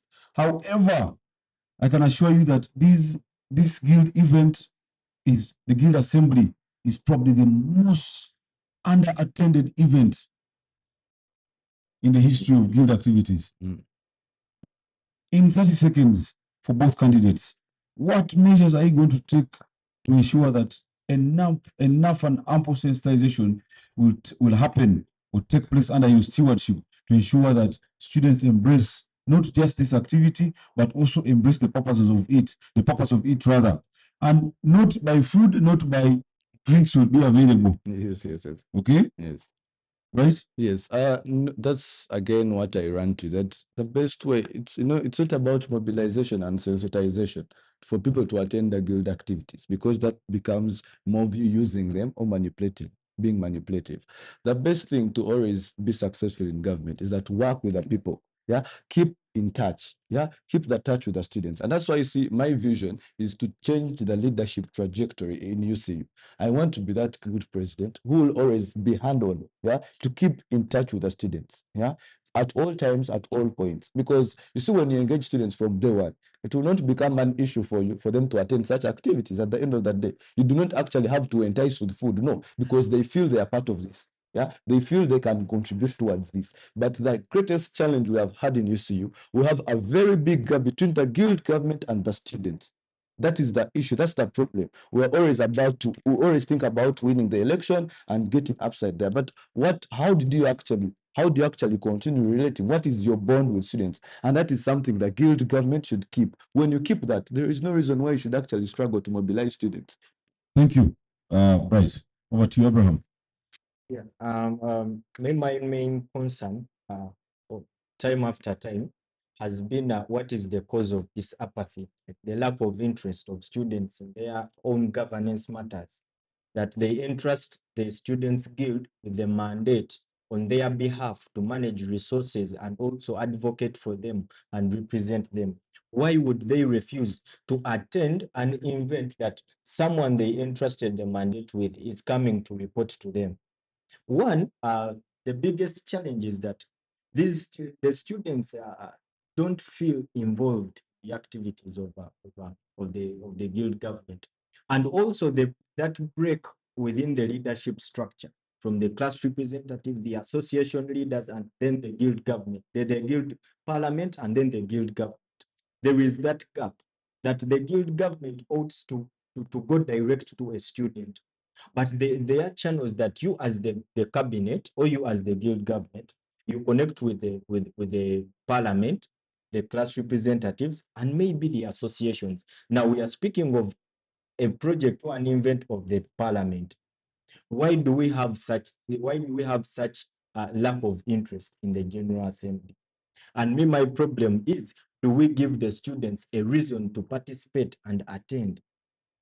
Which means if there is nothing to be accountable of, I will not come to attend because you're not going to tell me anything. Thank you, Abraham. I'm going to come back to you. One last round before we exit for a short break. Yeah. I went to UCU back in the day. I'll not mention when. And when I did, there was a lot of activity that went on, especially the co-curricular. Cultural gala was such a big deal. The international students community was so huge, with so much activity going on in the backyard for the international students. It was also remarkable amongst those groups, a minority group, the people, we have students with special needs, okay? And what I am basically pointing to here is continuity. Yeah. Okay. Lately, when you watch that trajectory, a cultural gala is organized and it's probably not properly planned or well known about. A cultural gala is an activity that should involve every student. Yeah. And because it draws excitement from not just inside campus, but outside campus. We have school, we have high school alumni here from different schools who would love to organize themselves in different ways. And now, my question is, how do you ensure, how do you intend, or how will your government include these communities I've mentioned in your plan to successfully lead a student body in the next governance of the 28th Guild? Yes, when you look at my manifesto, point 3 is effective representation. Now, most of the challenges we are facing is that some people feel they're not represented at the very start. Yeah. For instance, you have talked about the international students. The international students, much as they have the MPs, they need more representation in the government. Yeah. Now, when it comes to giving out positions such as the Minister for Foreign Affairs, I would ask myself, why would you be giving it to someone who's not an international student? Yeah, because now this office is only in charge of organizing their trips. It's actually the office that knows more of their issues. It's the one that connects them with the DOSA's office to lobby for them funds here and there. You get what I'm trying to say? So if you have to have them involved, start with their representation. Have someone who actually knows the real challenges. Me as a guild president, I might not know all the challenges that the international students are facing. But when I actually choose the right people, I work with the right people, I'll know that. And that's how I'll have them involved in the different activities. When it comes to the culture gala, you have said back then it was something, a big deal, but now it's not a big deal. That's why I told you, Steve, that it zeroes down. Do students feel engaged of all the activities you are doing? Yeah. Do you actually, when you're a leader, do you have that touch with the students? That's the most key thing, because trust me, if you're a guild president and you have this touch with the students, anyone can approach you. You are always available to people. At the end of the day, when you start working in certain activities such as that, if you go before the people and you tell them, you people were having a culture gala, yeah, kindly show up. A whole guild president, you say that, yet you have been in touch with them, students will surely come. Students will actually attend. Yeah, you empower the different associations, because this is the beauty. In UCU, people have somehow tried to organize themselves. We have the different tribes, the different regions being organized under different associations. That's one thing I believe, and I think that the guild leaders should take serious. Yeah, it's good enough as a guild president. Once in a while, go and attend their meetings. Once in a while, go and attend their fellowships. Don't stick to only one. Go to the different association, the regions. Talk to them. Yeah, be the guild president that is available for everyone. That's the only way you shall have everyone come on board, and they will feel involved, and they will actually attend the activities. Thank you. Thank you, candidate Atuhaire. Candidate Abraham. Yeah, before I dive into my submission, I would like to ask my colleague, the ministry of just mentioned, is it the ministry of external, is you said the Ministry of Foreign Affairs? Is it a Ministry of Foreign Affairs or a Ministry of External Affairs? what is its duty and what is its role in the university guild government. Thank you so much. Now, the Office of the Foreign Affairs, which I was talking about, it's actually, I would not want it just in charge of the international students. Yeah, it can work for all of us, but at the end of the day, that's where most of these people are getting their assistance. So it's mainly about helping the international students at the end of the day. Every external thing. I would like to inform my colleague that that is a misperception of that ministry. That ministry is in charge of our relations of the Students Guild in the university and other universities. The international students, before 2019, they had an office they would run to, an office in charge of them. But now the office that can handle their matters, it is the office, the records office, the one next to the bursar's office, where Uncle Tom sits. That office is in charge of handling all their challenges and all their complaints.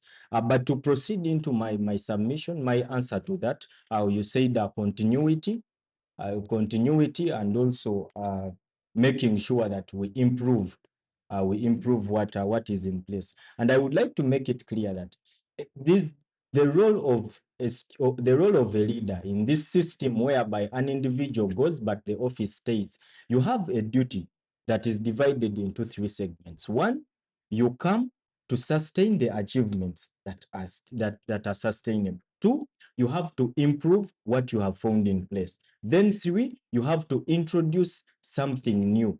You have to initiate something new so that the society you're living in keeps on building on every regime.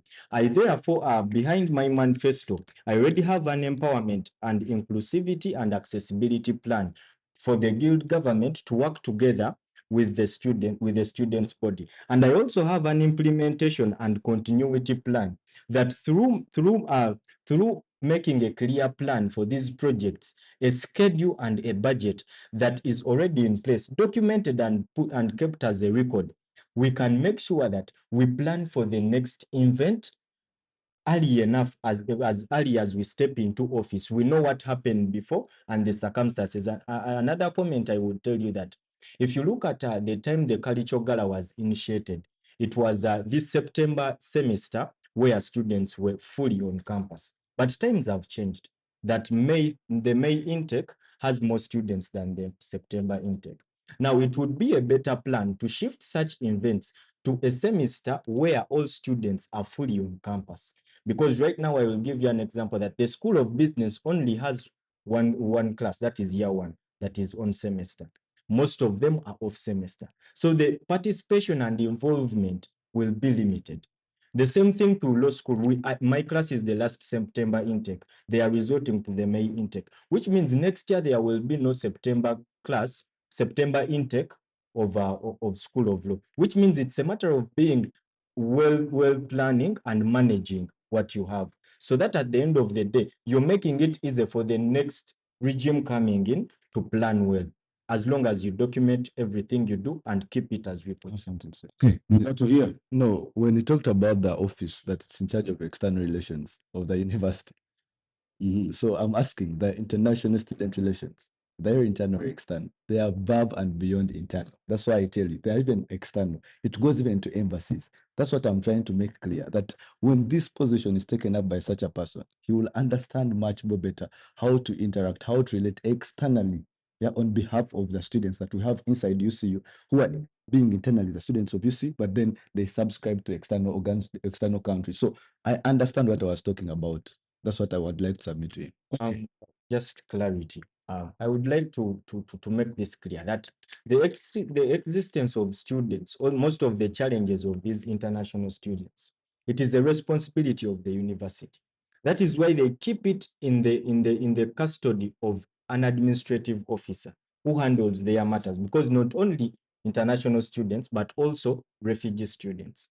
That is important to note. Now, it is clear to understand that if UCU wants to have an activity or with Makerere or Chambogo, which ministry do they reach out to? Who do they connect with? And I don't know, but it's I think it's better if a colleague visits the job description of this department, of the of the External Relations Ministry or the Foreign Affairs Ministry. Yes, that's my problem with Mr. Abraham, and that's why we contradict completely. He stuck to the issue of the administration. Yeah, always saying the administration. That's why I'm trying to tell you. The administration will not forever know what is on ground. Yeah, my colleague, I need you to wake up from that. That's why I have point 3: effective representation. Yeah, the students on ground are having issues. The international students are having issues.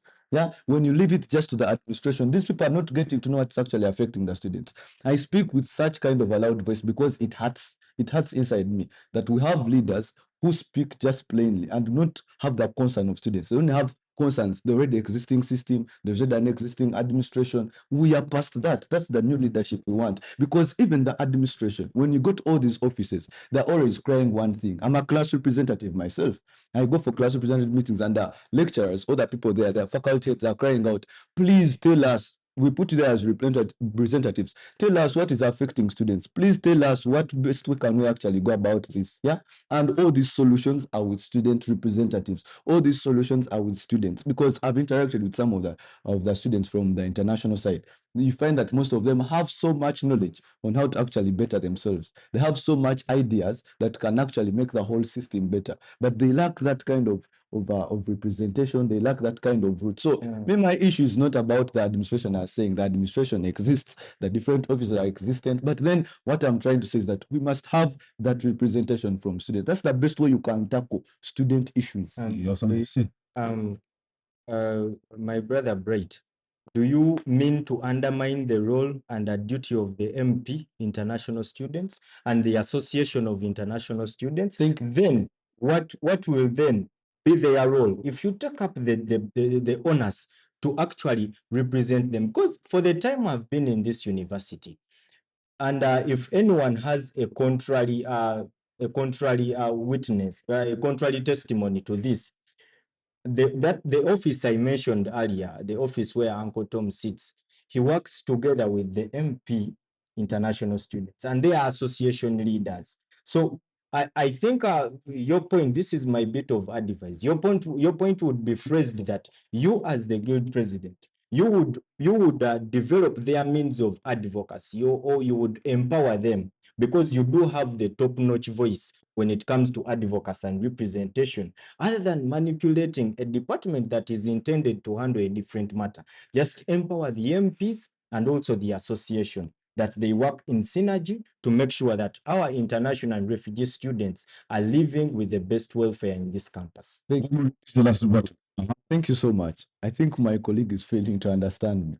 I told you that on top of just the MPs for international students, because when you look at parliament, we need, it's an organ, it's an independent organ, it's doing its work, yeah. But also the executive has its own work, and I told you that we need more. It's not me, it's not Bright, yeah. We need someone from the international students to be part of the executive, not just the parliament, to be part of the executive, because there is more to do even that. Because at the end of the day, I'm not trying to limit them. I want them to have the full potential from the executive, from the parliament, and everywhere else to actually have their issues sorted. So it's not about duplicating duties here and there. My friend is just failing to understand me. Yes. On that note, if you Bright won this election, would you appoint Abraham here to your government? Me? Yes. I won the election. Yes. Now, appointing someone, zero is down. Just answer the question. Yes. Would I appoint him? Yes. Yes, I would, if he allows. Nice. Abraham, Yeah. appoint this gentleman to your government if you won the election. He's a brilliant gentleman, and he's an active student. So working together with him, if his main vision is to promote and protect. You answered my question. Yeah. Now, that takes me to the next one. Ladies and gentlemen, we have a government, the 27th, under the leadership of Her Excellency Samantha Mwesige, and I want this gentleman to tell me, in a scale of 1 to 10, how would you rate that government? To begin with, me, I would rate it. 8 out of 10, and the two goes to the failure of the synergy within the cabinet and the parliament, which in turn is affecting the student's body terribly. Yeah, that is that. One, if you observe well, the resources allocated to the guild government surround around the cabinet. That is why an MP can spend a year or a term, and a student would say that my MP has done nothing. But if there is that synergy that we can share these resources, or you can work through the MPs that reach out to the students, then it would be more easy and more impactful if there is that synergy. Okay, he's giving us his reasons why the other two are not there to make the 10. Yes. And in a scale of 1 to 10. I think I would also give them 8 out of 10 Mhm. because, as you have said, we all know, this is public knowledge, that the rapport between the parliament and the executive is lacking. See, and when two of those organs fail to work together, there's always an issue. The issue is not with the government. The issue is their delivery to the students. That is why you see that most times we have challenges here and there when it comes to delivery, because Parliament wants this, executive wants this. Yeah. So at the end of the day, even when they had the most beautiful ideas, somehow they'll be compromised. And that's one thing I look onto, that if I'm trusted with office, I must, and I'll always foresee this, that we have the best relationship between the executive and the parliament. Ladies and gentlemen, this brings us to the closure of this stage of questioning. We'll go into a short break, 2 minutes, and then return to continue. However, remember that elections happen on Thursday, the 13th of November, 2025. Simply use your Alpha app, log in using the credentials provided to you when you registered with UIS, reset your password, and be able to vote for your favorite candidate via e-Chagua. Remember, the Electoral Commission of the 27th Guild is the proud organizer of this presidential debate for the 28th president of the Guild, UCU. And of course, we remember that in Kampala, Kavari, and Mbari, elections have already happened and it was successful. We already have presidents from those places. So this goes to ensure or assure you that the success of this election is not in question, and what is left of you is to pick your best candidate or the better of the candidates among us or between the two. And today, what we see is a battle of ideas, and the candidates basically have agreed and disagreed in the majority of the places, but agreed also in majority of the places. And therefore, it is upon you to judge and decide who to give your vote. We'll return shortly.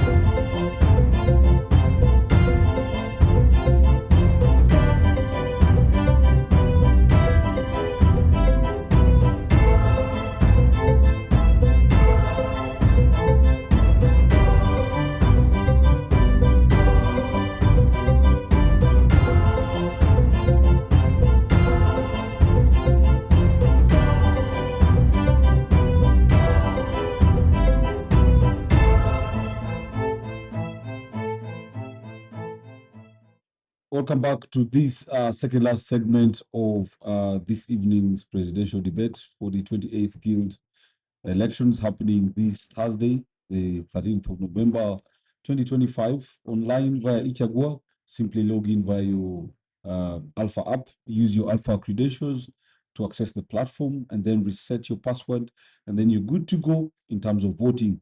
I hope you're following us on social media. Please go share with the hashtag UCU Decides 25.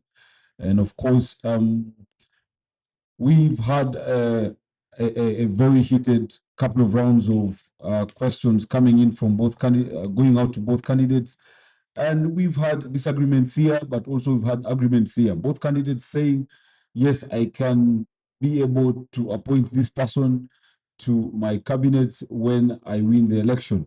However, they have also said, no, I do not agree with this person on certain issues. The audience has been here and they've been very actively listening and participating. And in the last segment of this conversation, we will definitely bring you in. I will take 3 questions from each one of you. Sorry, I will take 3 questions from the audience for each one of the candidates, and therefore challenge the audience to prepare those questions accordingly. Make sure that they meet the standards. They should not be petty. They should not be offensive in any way. Well, just before I go into the last round, the second last round of questioning, I just want to give our candidates here a preamble on one of those things that UCU strongly stands for, which is sport. Now, UCU is a sporting university. In fact, UCU excels at sports so much that we have won very, very, very much internationally, nationally, and at the world level. And of course, we are home to various sporting activities, and we have hosted numerous sporting events here at the campus, both national and international. And this December, we will be hosting the Association of Uganda University Sports here at UCU, and that goes to explain to you how much of a powerhouse UCU is in the world of sports. And the guild, as it is, has always played a very big role in ensuring that not just our professional teams are well supported in terms of lobbying, but also the guild has played a very great role in ensuring that the rest of the student body is actually actively participating and competing and enjoying themselves, and they're part of, the sporting community here at UCU. And that's one of them includes, apart from the guild runs, which of course has a financial benefit to it in terms of collecting funds for needy students. They also organize, what do you call it? Sports galas?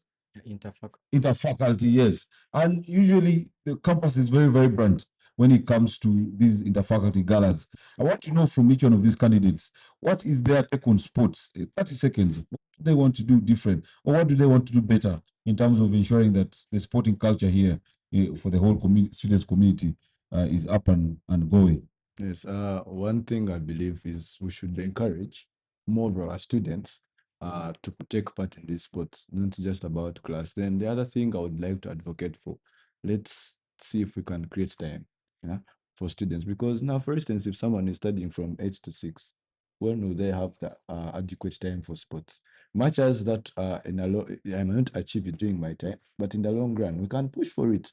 Never know, maybe we end at 5, or maybe we end at 4:30, something like that.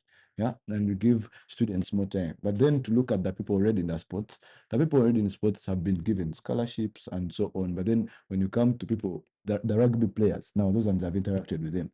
The rugby players are not being given scholarships. I don't know if you know that. Yeah, and they're doing quite some good work. Rugby is one sport that is actually so much loved. Yeah, so we can add more advantages, more opportunities to the people playing rugby, because it's actually a good sport. Then when you come to badminton, you realize that the people playing badminton, we have actually a club for the badminton players. I subscribe to it.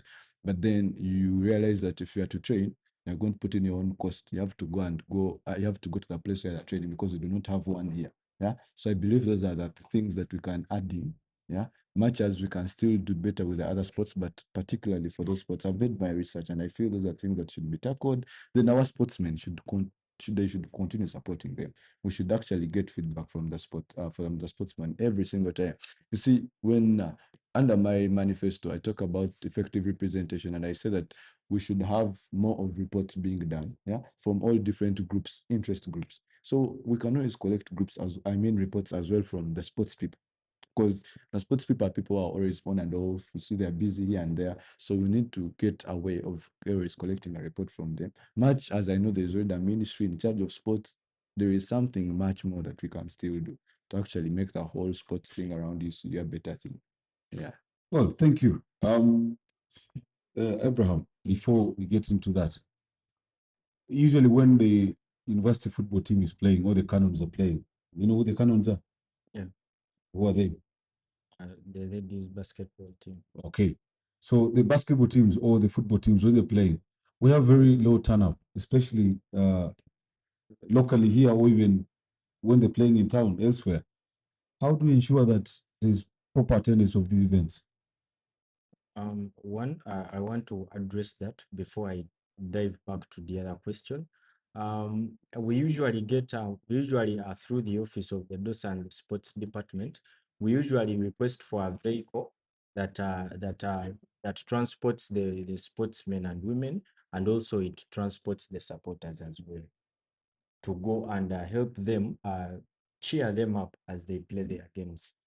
Yeah, and I think that is already in place. It's a matter of addressing the lacunas here and there that hinder that. But the university already provides for the transportation. Yeah, and any challenge maybe that you try to mean is how can they be participating in this? Yeah, we have the sports department that is in charge of that. Yeah. Then Okay.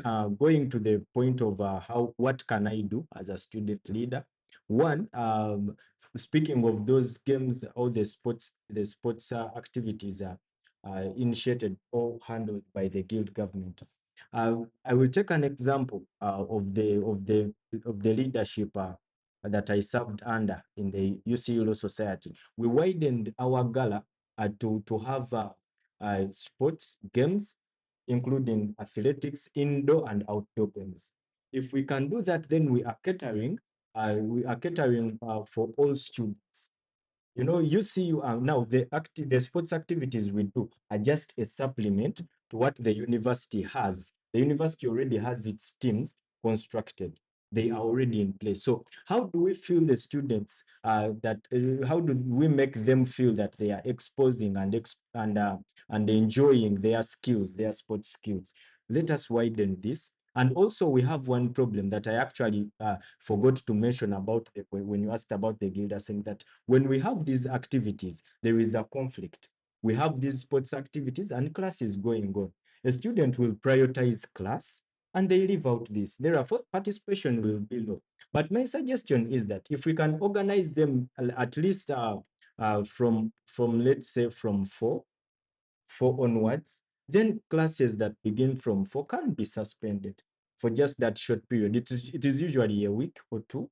Yeah, and lastly is to actually energize the awards and the empowerment of the participants. Okay, thank you, gentlemen. Very quick to the rapid fire around now. Each candidate will not delay on this one. And if I say one word, it's one word. If I say it's 30 seconds, it's 30 seconds, okay? Yes. I will start left. I'll start with, and then I'll go to Abraham.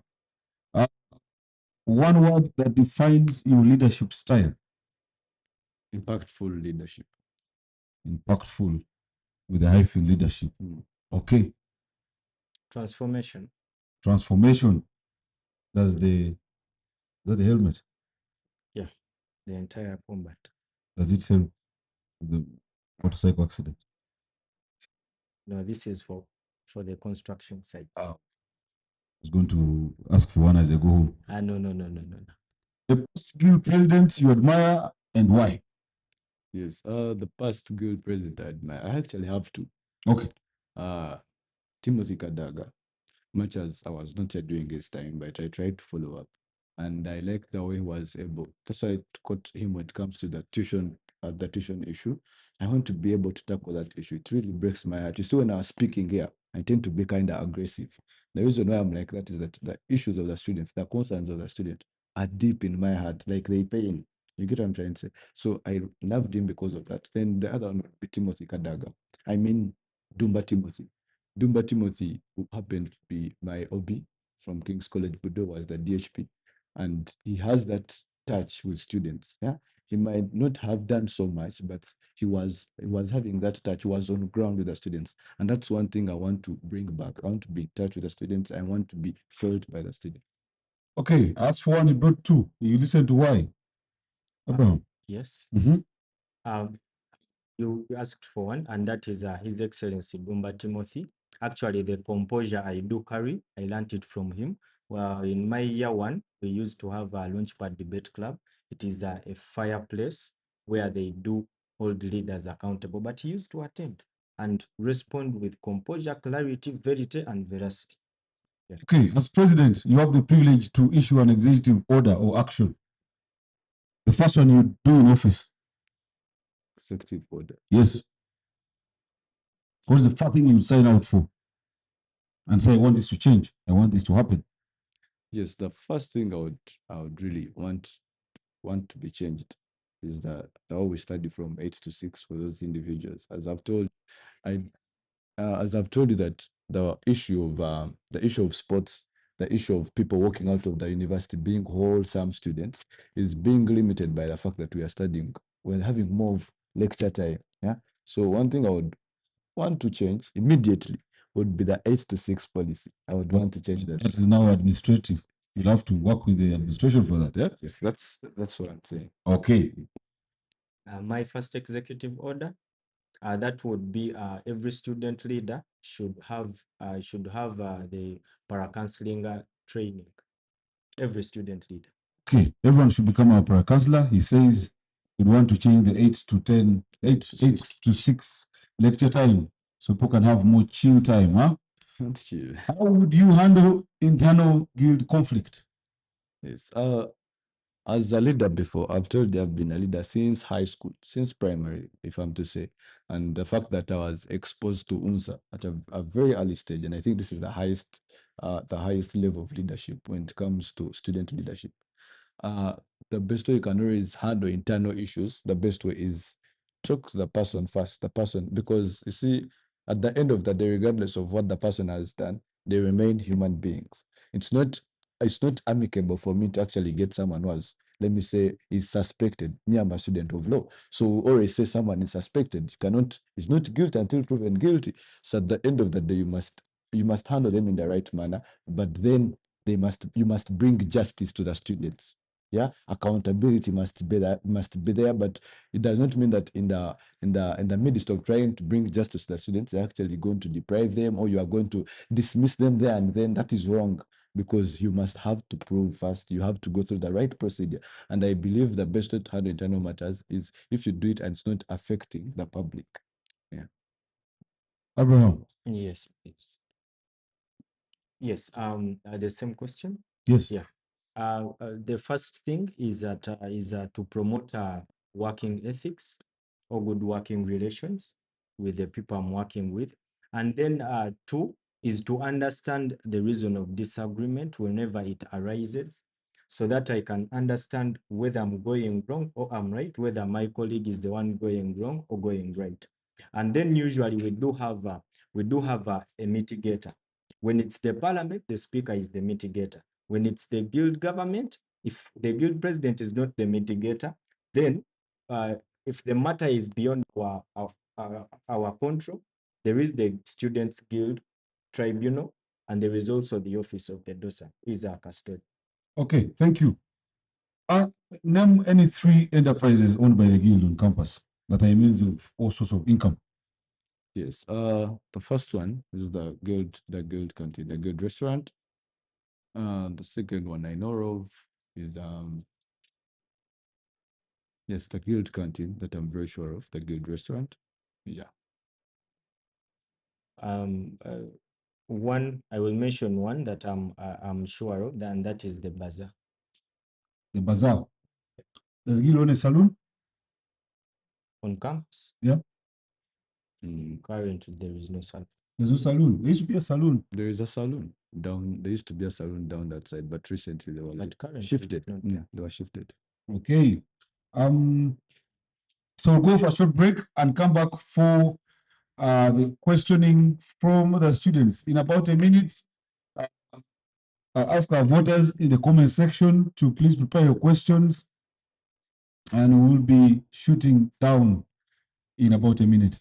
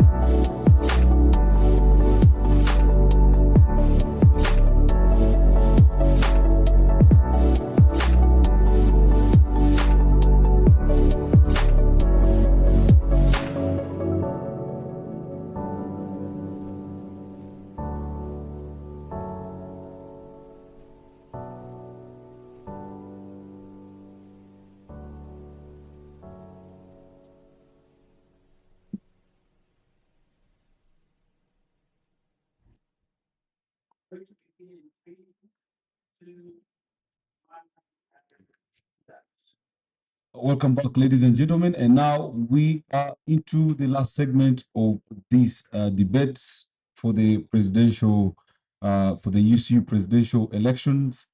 And this section is basically going to entail a Q&A from the audience. Teddy was the first one to put a hand up. I will be taking 3 questions each for each candidate. 2 questions for each candidate. So I'll expect the candidates to have their questions written down, and please articulate yourselves very well. So far, I see 4 people who have raised up their hands. So 2 more perhaps. If of the 4, 3 questions are to one candidate, that means that candidate's questions have been done with. But if you can ask each one of the candidates a question, I'll count those as a question apiece. Okay, so we'll start with Teddy. Please unmute and ask your question. Good evening, everyone. For me, my question goes to Mr. Bright. So I have actually heard from his discussions and establishments all along, and he is pointing out the success of the former village presidents like Adaga and Timothy Jumba. So I believe those people actually had loopholes in their regime as well. They were not actually perfect. So from my view, it's like Mr. Bright is repeating exactly, and he's planning to do that like those previous presidents have actually done. So what I want to know is that what are the new ideas of Mr. Bright, and how is he going to think on ideas of the ones he is copying from the other leaders like Timothy and Adamu, because it's like he is likely to repeat the same mistakes and loopholes that were in those governments. And I believe right now we are supposed to look at moving forward and making the state a better place by looking at better leadership and not going backwards and repeating the same mistakes that the previous leaders have done. So what are Mr. Bright's own ideas? How is he going to lead us with his own ideas? Thank you so much. Yes. Can I answer? Well, we'll answer the questions at a go. So for now, we'll just take the questions. Hello for 28th. Please unmute. Okay, sir. Thank you so much for the opportunity. My question was for again, manifest about the spirits of there. I'm not the person that I'm concerned because here you can paint it, you have been moving things that night, but still to midnight, for example, that night, you moved to go here, was still shouting in the act of campaign. You know, right now we are in a very unstable area and a critical area right now. But then after you tell me or ask me for my vote, when you yourself cannot look at the safety of your campaign papers, at that time, somebody can be ambushed for, but not the scenario. Thank you so much. Okay, interesting one there. Bright for Guild.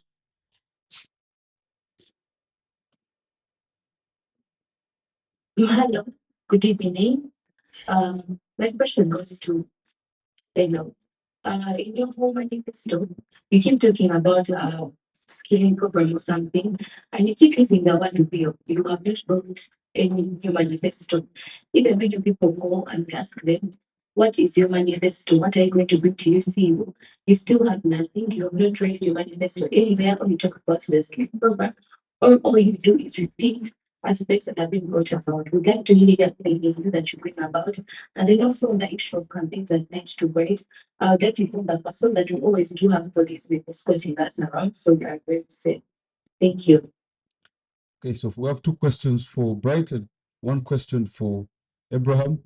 Victoria Pony.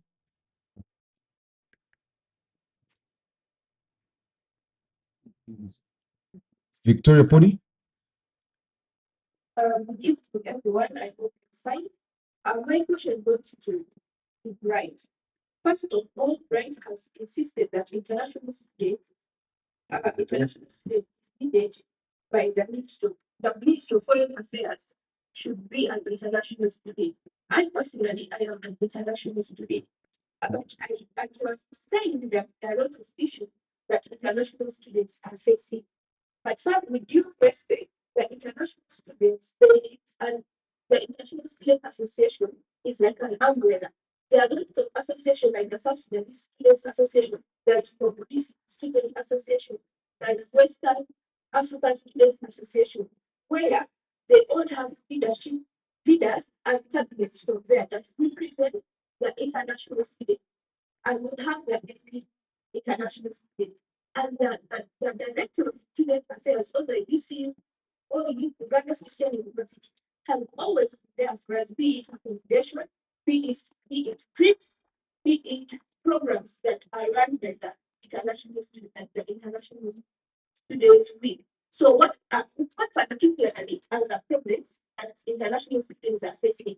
And what I want to ask you concerning the international student is the Ministry of Foreign Affairs, Ministry of Foreign Affairs is supposed to bring different universities around. So someone as an international student, I don't know anything about the higher education of Uganda. How can I make other universities or how can I bring the universities together? Yet personally, I still don't know about UC.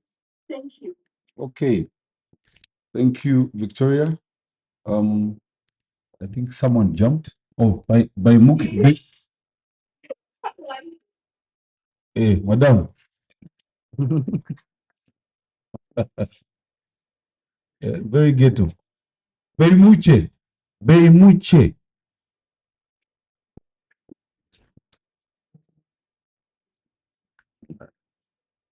Very muche. Please unmute. Okay. Yes.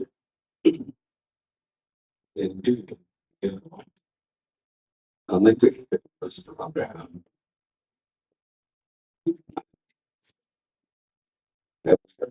I've been for campaign speeches and I noticed one significant point. Yes, the pattern of consistency in non-reality of manifesto. He is shaping himself with an independent inspiration. Can you explain the ability of his manifesto? Because for you to be how practical you can. So if this explain the ability of his manifesto, if at all it does exist. Okay, focus profession.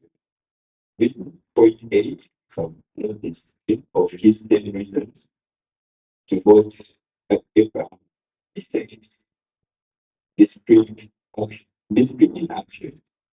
States it as a professional, a focus profession. So focus does it in what is the intention of all this engineering work?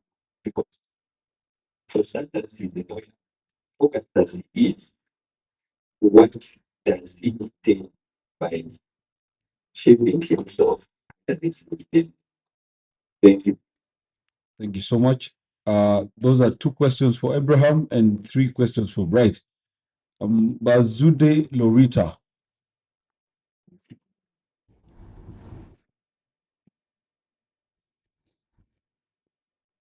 Lorita, please unmute and ask your question.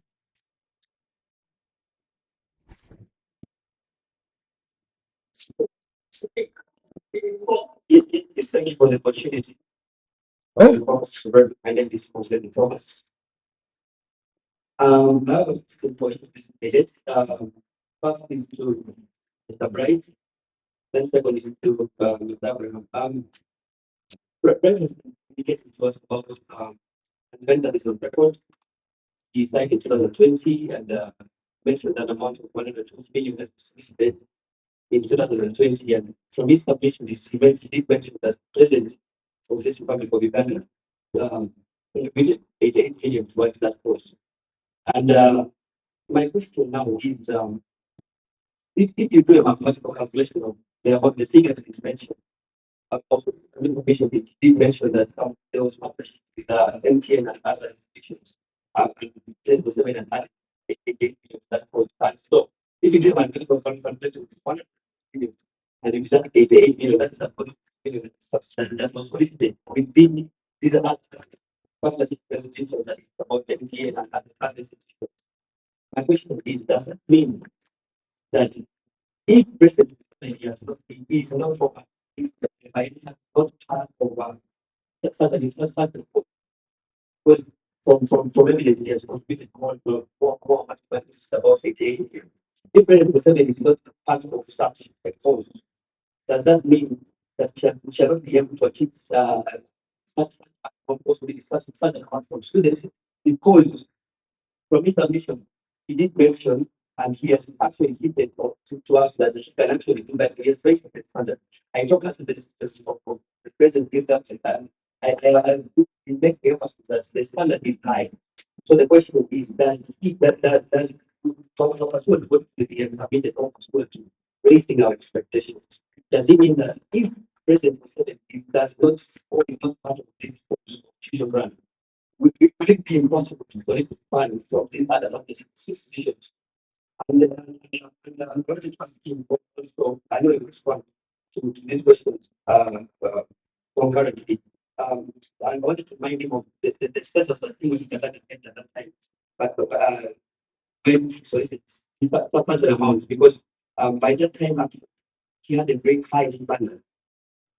So how sure what the guarantee and how sure is Mr. Brian that he's going to achieve he has raised our expectations. This amount of money or even come closer to things. That is my first question. That is the response to the treatment. And secondly, my question is to Mr. Abraham. Mr. Abraham, you need manifest talk about the institutional and during his campaign rally around class to class. He did talk about having an agenda to bring in platforms such as tailoring and other institutions to raise tuition and so that students can support themselves.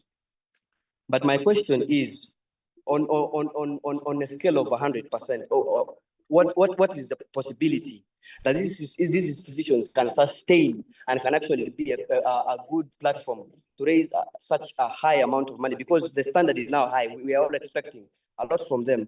What is the guarantee and how sure is it that these institutions can be sustained in the long run and can actually be able to meet our standards that are very high? Thank you so much. Okay. I remain Thomas. Okay, thank you. While you're using your Rita's phone, we need to understand.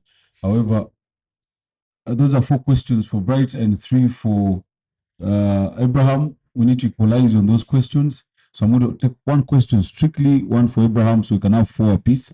If you don't have a question for, if you have a question for Bright, please put your hand down.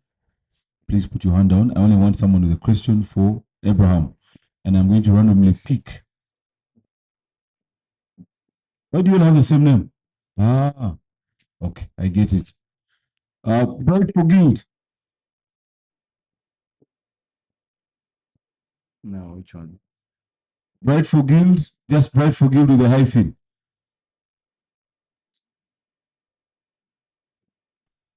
Okay, good evening. My question is to Abraham. So I want to ask something simple and practical. Right now we are seeing that during the campaigns, most people are complaining that Bright supporters are abusing Abraham supporters, they are disrespecting them. And you realize that even the aspirant Abraham is on their side, he's complaining with them. So if Abraham is unable to handle, like to hope his handful of supporters, if he's not able to help them in any way, all they do is to complain. How is he going to be able to solve our problems the moment he goes into the government? And how is he going to help us? Isn't he going to reach in the government and continues with the same agenda of complaining every time about petty issues? Because that's what he does all the time. Thank you. That's it, ladies and gentlemen. We'll commence with answering of the questions, and I will start from Bright. Yes. Thank you so much. The first question was from Miss Teddy about what new ideas. When I'm talking about leadership, I talk about Timothy Kadaga, I talk about Dumba Timothy. Now, as a student of history, we learn from the past. Yeah, we learn the achievements and the failures. And as a leader who wants to progress, I must learn from all the past leadership. What things were they able to achieve? And those are the things I will carry on. Where were their mistakes? Where did they fail? And those are the things I'm to avoid. So a leader who doesn't know his history, a leader who doesn't know that the predecessors is one that will fail. Then you ask me, which new ideas do I have? When you read my manifesto so well, and the times I've been campaigning, actually my manifesto is all about ideas, practical ones. I tell you about the car wash that I'm actually to introduce about the tuition issue. That in UCU we should start up a new project, and I don't think this was done by Timothy Kadaga. I don't think this was done by Dumba Timothy. But I talk about it's a new idea, it's a new project, and it's very practical. I've told people that how many cars do we have in UCU? Yeah, we have so many cars inside here. So we can get a particular day, make it viral, say out to people that for this particular day in UCU, we as student leaders and those well-wishers, the students, because for me, I have it at heart. As long as I'm soliciting money for our student, I will do anything it takes. If it means take off the tie, I'll take it off. Let us get a day. Let us make it so interesting. Let us watch someone's car and let them contribute towards tuition. As a token of thanks, it will be contribution towards someone's tuition. Because if we have about 50 cars, let me say 50 or 100 but that particular day, and we are washing them towards that cause, someone might contribute 50,000, 100,000, 150, not because they have washed their car, not because they are paying you for washing their car. No, they are contributing towards someone's tuition. That's a new project. That's something, an idea that I'm looking at, and I know it's very practical. It does not need you to put in money to actually achieve. That's one thing I'm looking at, Madam Teddy. So for the issue of new ideas, I actually have very many of them. Under student welfare, I've told you when it comes to security, we are going to have lights put up, but we're not going to be the ones putting up the lights or the guild government. I actually made my research and I realized that if you are to consider just the guild budget and you're going to put aside some money to cater for that, you might not be able to do that. That's why I tell you, we must work with the community. We must work with the hostel owners. That's why I know about the association. I know who heads it. So that is something very achievable. It's practical, and we are going to have it done. I'll answer.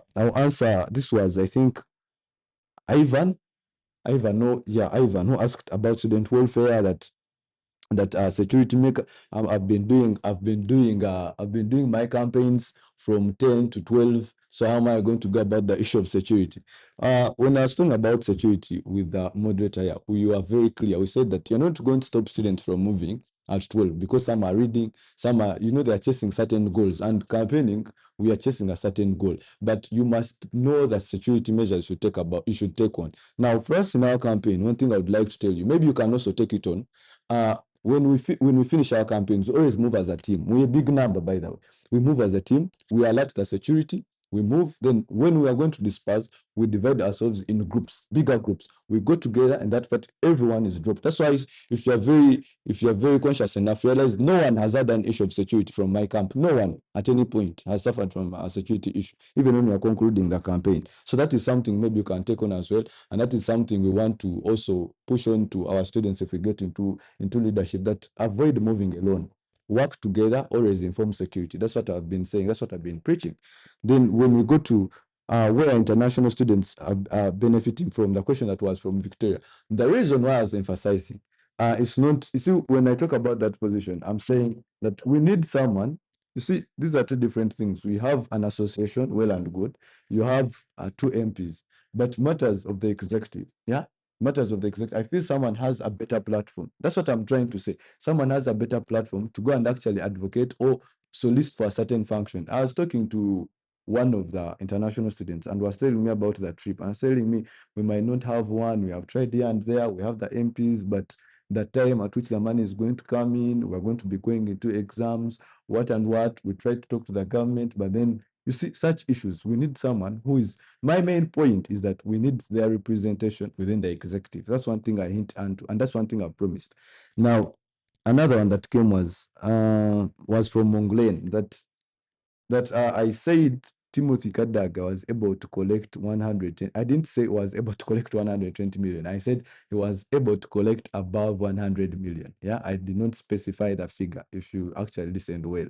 And you did the math, 8 million. To sum up the whole thing is one thing I'm very sure of. Yeah, we must collect a high amount of money from the tuition run. But the best way you can do that is if you partner with different people. Yeah. At the end of the day, President Museveni won't be able to bring him here. Yeah. But different lobbying, different people. Yeah. Because there are businessmen that can give more than 8 million for your information. There are businessmen that can give more than that. I've seen that before. So we can reach out to everyone. That's my point. My point is not particularly an individual, but reaching out to everyone. And you ask me a question that If you look at the status, the standard for Timothy Kadagov, he was able to do all these things. Now, this is one thing I would want to address. Fulfilling vision, fulfilling a dream, yeah, being able to help people is not about how deeply connected you are, even when sometimes it's necessary. The most important thing is how zealous, how desperate are you to help people. If you have this at heart, everything is possible. Yeah, I might not tell you about my status, I might not tell you about my standard, but I promise you that's one thing I can push for. I'm very desperate. I need to help students, and that's one thing I would push for. Then, yes, I think those were the questions, if I'm not mistaken.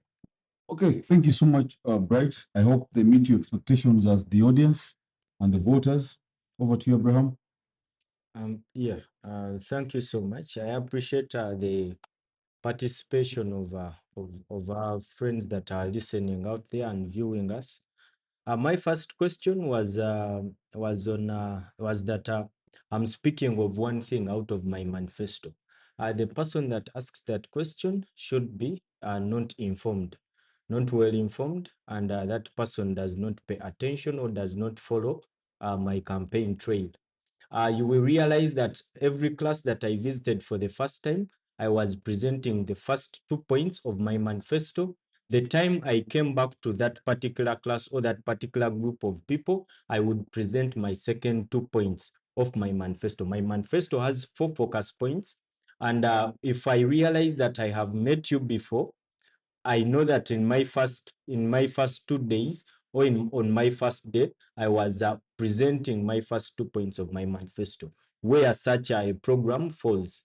And then if I met you again, I will present to you my the two points on my manifesto. I am a leader who believes in merit, and I can't make a mistake of only relying on 1 point. Going on the second question, the second question was on the practicability of my manifesto. Anyone who questions my manifesto, I go ahead to inform you that every point that I have in this manifesto, it is centered on improving that which is in place, two, innovating new ideas, improving what we do innovate, and it is centered on that, which means that each and every program or project I'm talking about, something like it is already in place. Therefore, implementing it or improving it will be easy. Now, speaking of the same point, most of my projects, I intend to take them through the incubation hub. I'm giving you an example. The incubation hub, which deals with entrepreneurial skills. We have the School of Business. It has the business society. Another example is the para-counseling activities that do happen. Such activities are already in place. It's a matter of bringing in new ideas to improve them. And then on the second question of that particular person, that was on the focus, questioning my attire or questioning what I wear. The first thing is that I usually give a clear explanation why I dress like this, why I get this inspiration. And to all the groups of people I have met, I clearly explain to them why I do wear like this. And it's a question to you. Is it an offense to be inspired?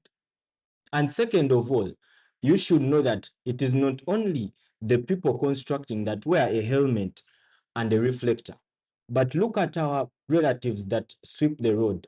Look at our relatives that collect garbage. Look at other people that wear the same attire. The point of understanding is that whoever wears such an attire is doing a great job in society, is improving society, is promoting the standards of living in a society.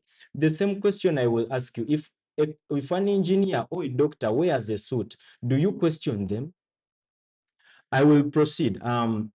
The kind of attire I wear, it's my branding. It's a symbol of my leadership approach. And you are questioning it or talking against it. You do not have a subjective mind, and you're inciting people to hate me because of what I'm wearing, which is not good. It is totally not good. Understand and buy my reason of inspiration. I will proceed to the third question. And the third question is the sustainability of these projects that I do present. And if you observe well, I keep on informing you that there are already programs that are solving the problem of tuition challenges, or programs of tuition aid. But I sat down and came up with an idea. How do we create a sustainable solution that will not need so much resources, and also laying a burden onto the guild government and the university? And I came up with this idea that if we can administer these skills to a student, that in their free time, either individually or if in a group under their association, they can get a product they produce to sell off and get income to sustain their social life on campus, and also to help out themselves if they have tuition challenges. And my aim is to make sure that every student does not go out with academic skills, but also go out with additional skills. And that is my main point of focus. Therefore, the sustainability, if you look at behind my manifesto, I already have an implementation and continuity plan, that through the already existing programs that we want to improve, we have to make sure that we make such activities ministerial projects, that they shall be carried on by the next regime to come up. And I will proceed on the last question. Of saying that I complain together with my supporters. I actually like the fact that you have voluntarily admitted that my team is being attacked, or it is being violated. And the reason as to why I complained on my status, this I gave an explanation to the people that are instructing this process, that the time we met with my colleague, the place I was coming from, it's his camp where they went to. I received a call and a picture of my supporter claiming that they have come because he refused to open up the door. They tore off the poster. I tried reaching out to him. I couldn't get him. My only avenue would be the status, because I knew it could reach to him. But later on, we got guidance. That's why nothing like that has been seen again. But on the point of advocacy and defending the students' welfare, trust me, that's my game. Thank you so much, Abraham. From those remarks, you have something to say? Yes. Okay, in about a few seconds. Yes. I just want to be clear about the issue of the status, and my camp being abusive and everything. This is something I would like to address because it has been outside so much for the last 2 days. One thing I've realized in an election, a lot of things always happen. But as someone who's willing to be a student leader, you must have constraint towards certain things. I've seen my posters being torn. Even today evening, I saw them. Yeah. But I can never get my phone and put on my status that Mr. Abraham, tell people to stop tearing my posters. I can't do that because I know that is not expected of me as a student leader. I would never do such a thing. It happens, and they might not be actually people he knows. They might even be from his camp. It might be just anyone, because certain people I don't know them. The way they say people are abusing, I don't know the people that are abusing at a point. Those I know, I actually reach out. That's why you see I had to release a writing, not just on my status, to actually tell people that are abusing anyone to stop doing it. I'm not playing politics here. I'm trying to be a leader. Simple as that. I'm not looking towards anything else. Okay. Serious things brought up by the candidates here, and I can tell you, if we continue at this rate, this debate is going to continue until 5 a.m. I'm going to allow Abraham to respond just a short while. But after this, I think our supporters usually get a little more carried away by our campaigns. I urge us to exercise a lot of restraint. Let's stay mature, but most importantly, let's remember the purpose of this election. It is to enable us elect leaders that represent our interests, regardless of where we come from, of who we are, and regardless of our financial stand or whatever backgrounds. Now, it's important that we vote for ideology that can be walked, okay? And regardless of who wins this election between these two gentlemen, I urge you to rally behind them, because that will be your president, whether you like it or not. Abraham, you had something to say? Yeah, I had a question. Good enough he mentioned of of the document that was released and from his camp. There are 3 documents so far that came from your camp that claim to have come from your camp. And there is one that was released immediately. Do you admit that it is from your camp? Yes, I admit it's from my Yeah, camp. and the language that was in that memo, do you admit that it is from your camp? Yes, I admit. Then I think I have a reason to conclude that it's the same camp that is attacking me and my camp. Do you have any words to that effect? Yes, thank you so much. When all the memos that have been released, you realize they are very intentional. I refrained from replying or saying anything political until you released on your status. I don't know how that happens. We had just crossed paths by each other. That's what I was told you. We are going there. And before I reached the hostel, I don't know how that happens. Before I reached the hostel, I saw the status, his status. Tell your camp to stop doing this and this. Yeah. And it really disturbed me. Now, when you look at the memo we're releasing, it was talking about propaganda. This entire election, truth be told, on my side, yeah, one thing I've suffered is the issue of propaganda. Yeah. And it is something well orchestrated. It's something very well created. If you look at it, it's too much to an extent that someone exchanges abuses with an individual. Yeah. Who probably supports me and I don't know them. Then they start abusing each other. Then someone crops out their abuses. Yeah. Screenshots only the person who supports me, the abuses of that person, and attaches my flyer there and sends to every group. That is the worst form of politics I can ever play. I want to ask our candidates here to tell us what is the way forward, therefore, on that note. The way forward because I wanted to clear out something. No, I want us to find a way forward, and our voters will decide if we have taken a mature approach. The way forward, one thing that I usually advocate for is behaving or associating with good manners in society. As a matter of record, I've lost 2 people from my camp because of bad behavior. One harassing fellow teammates and also harassing the people that we keep on engaging.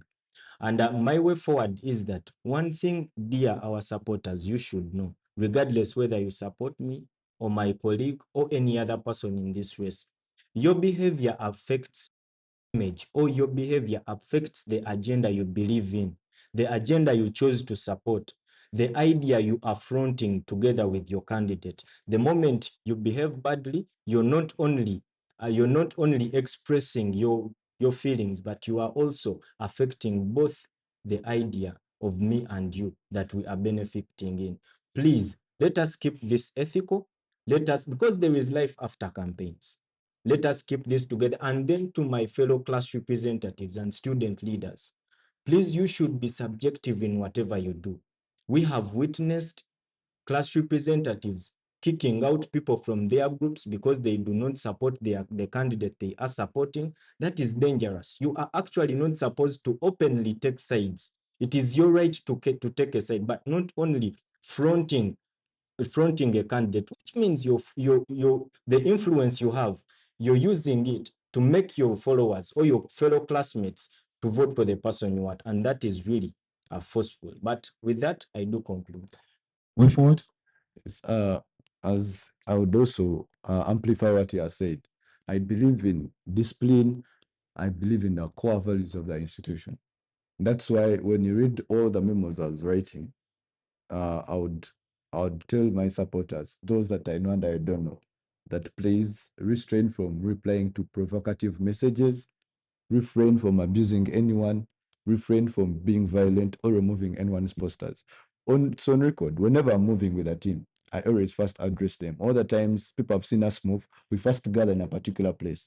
I will tell them, don't do this, don't do this. We are moving in a single line, we are moving in a single format. At this and this very time, this is when we are leaving. So I've tried to have discipline in my very own camp. But then when it comes to media, yeah, that is something I cannot really handle. At the end of the day, I try, but I might not handle. But it is very wrong of an individual to use someone's wrong character, yeah, to determine the candidate. That is something it's not fair.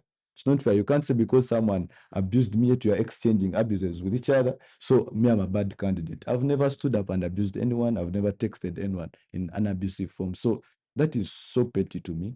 We should be disciplined, but then at the end of the day, the most important thing, listen to the ideas, listen to the solution. That's what I'm crying out to most of you. It's the propaganda expires, yeah? The vibe, the noise, all those things expire. At the end of the day, what really matters is the service, are the ideas that you hold for the students. It's the heart that you have for the students. That's why you see when I'm speaking, there's a way I'm aggressive, there's a, you see, I put in that kind of physicality. It's because I have students at heart. Yeah. Okay, ladies and gentlemen, this sums it up for us to close this. Your parting shots. Let's start with you. I would like to thank the team, the EC and the E team, for actually organizing such a debate. It has been very intellectual and it has given us a platform to reach out to many of our voters. And that is something I've learned from here. And I'm very sure I will do much better if there is anywhere I went wrong. And for any reasons, if I offended someone outside there, I apologize.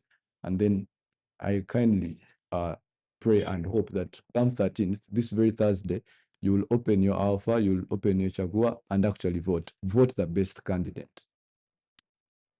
Abraham, Yes. Manda said is a better candidate.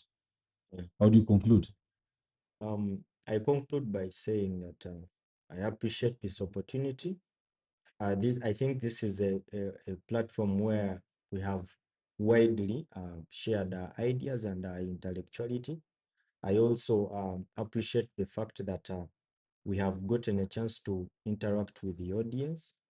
And also, I conclude by saying that I, Elomabon Abraham, I have been around in this university from my year one, served as a class representative. I've been serving in Azania, I've been serving in Launchpad Debate Club, and I've been serving as the presidential and legal advisor of the Class Representatives Association, and I served as the deputy speaker of the UCU Law Society. With that, I do confirm to you that I have the experience, knowledge of understanding the dynamics of leadership in this university. I therefore kindly implore you to vote for Elomaboni Abraham on 13th of this month. Thank you. I ask the two gentlemen to shake hands, and for the fans or for the voters, if these gentlemen shake hands, we do not want to hear anything else other than shaking hands when you meet. Gentlemen,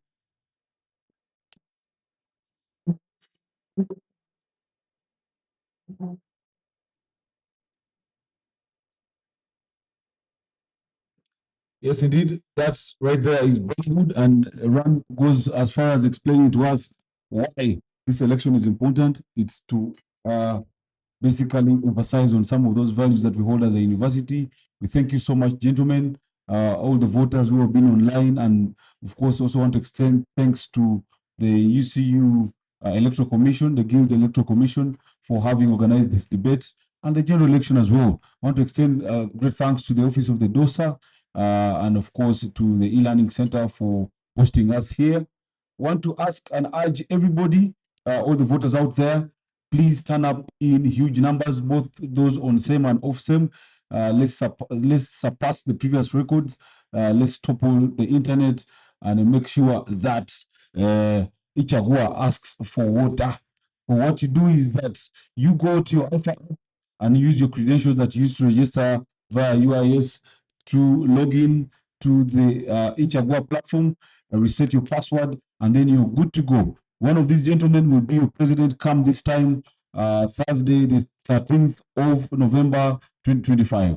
See you again sometime next year, same place. Cheers.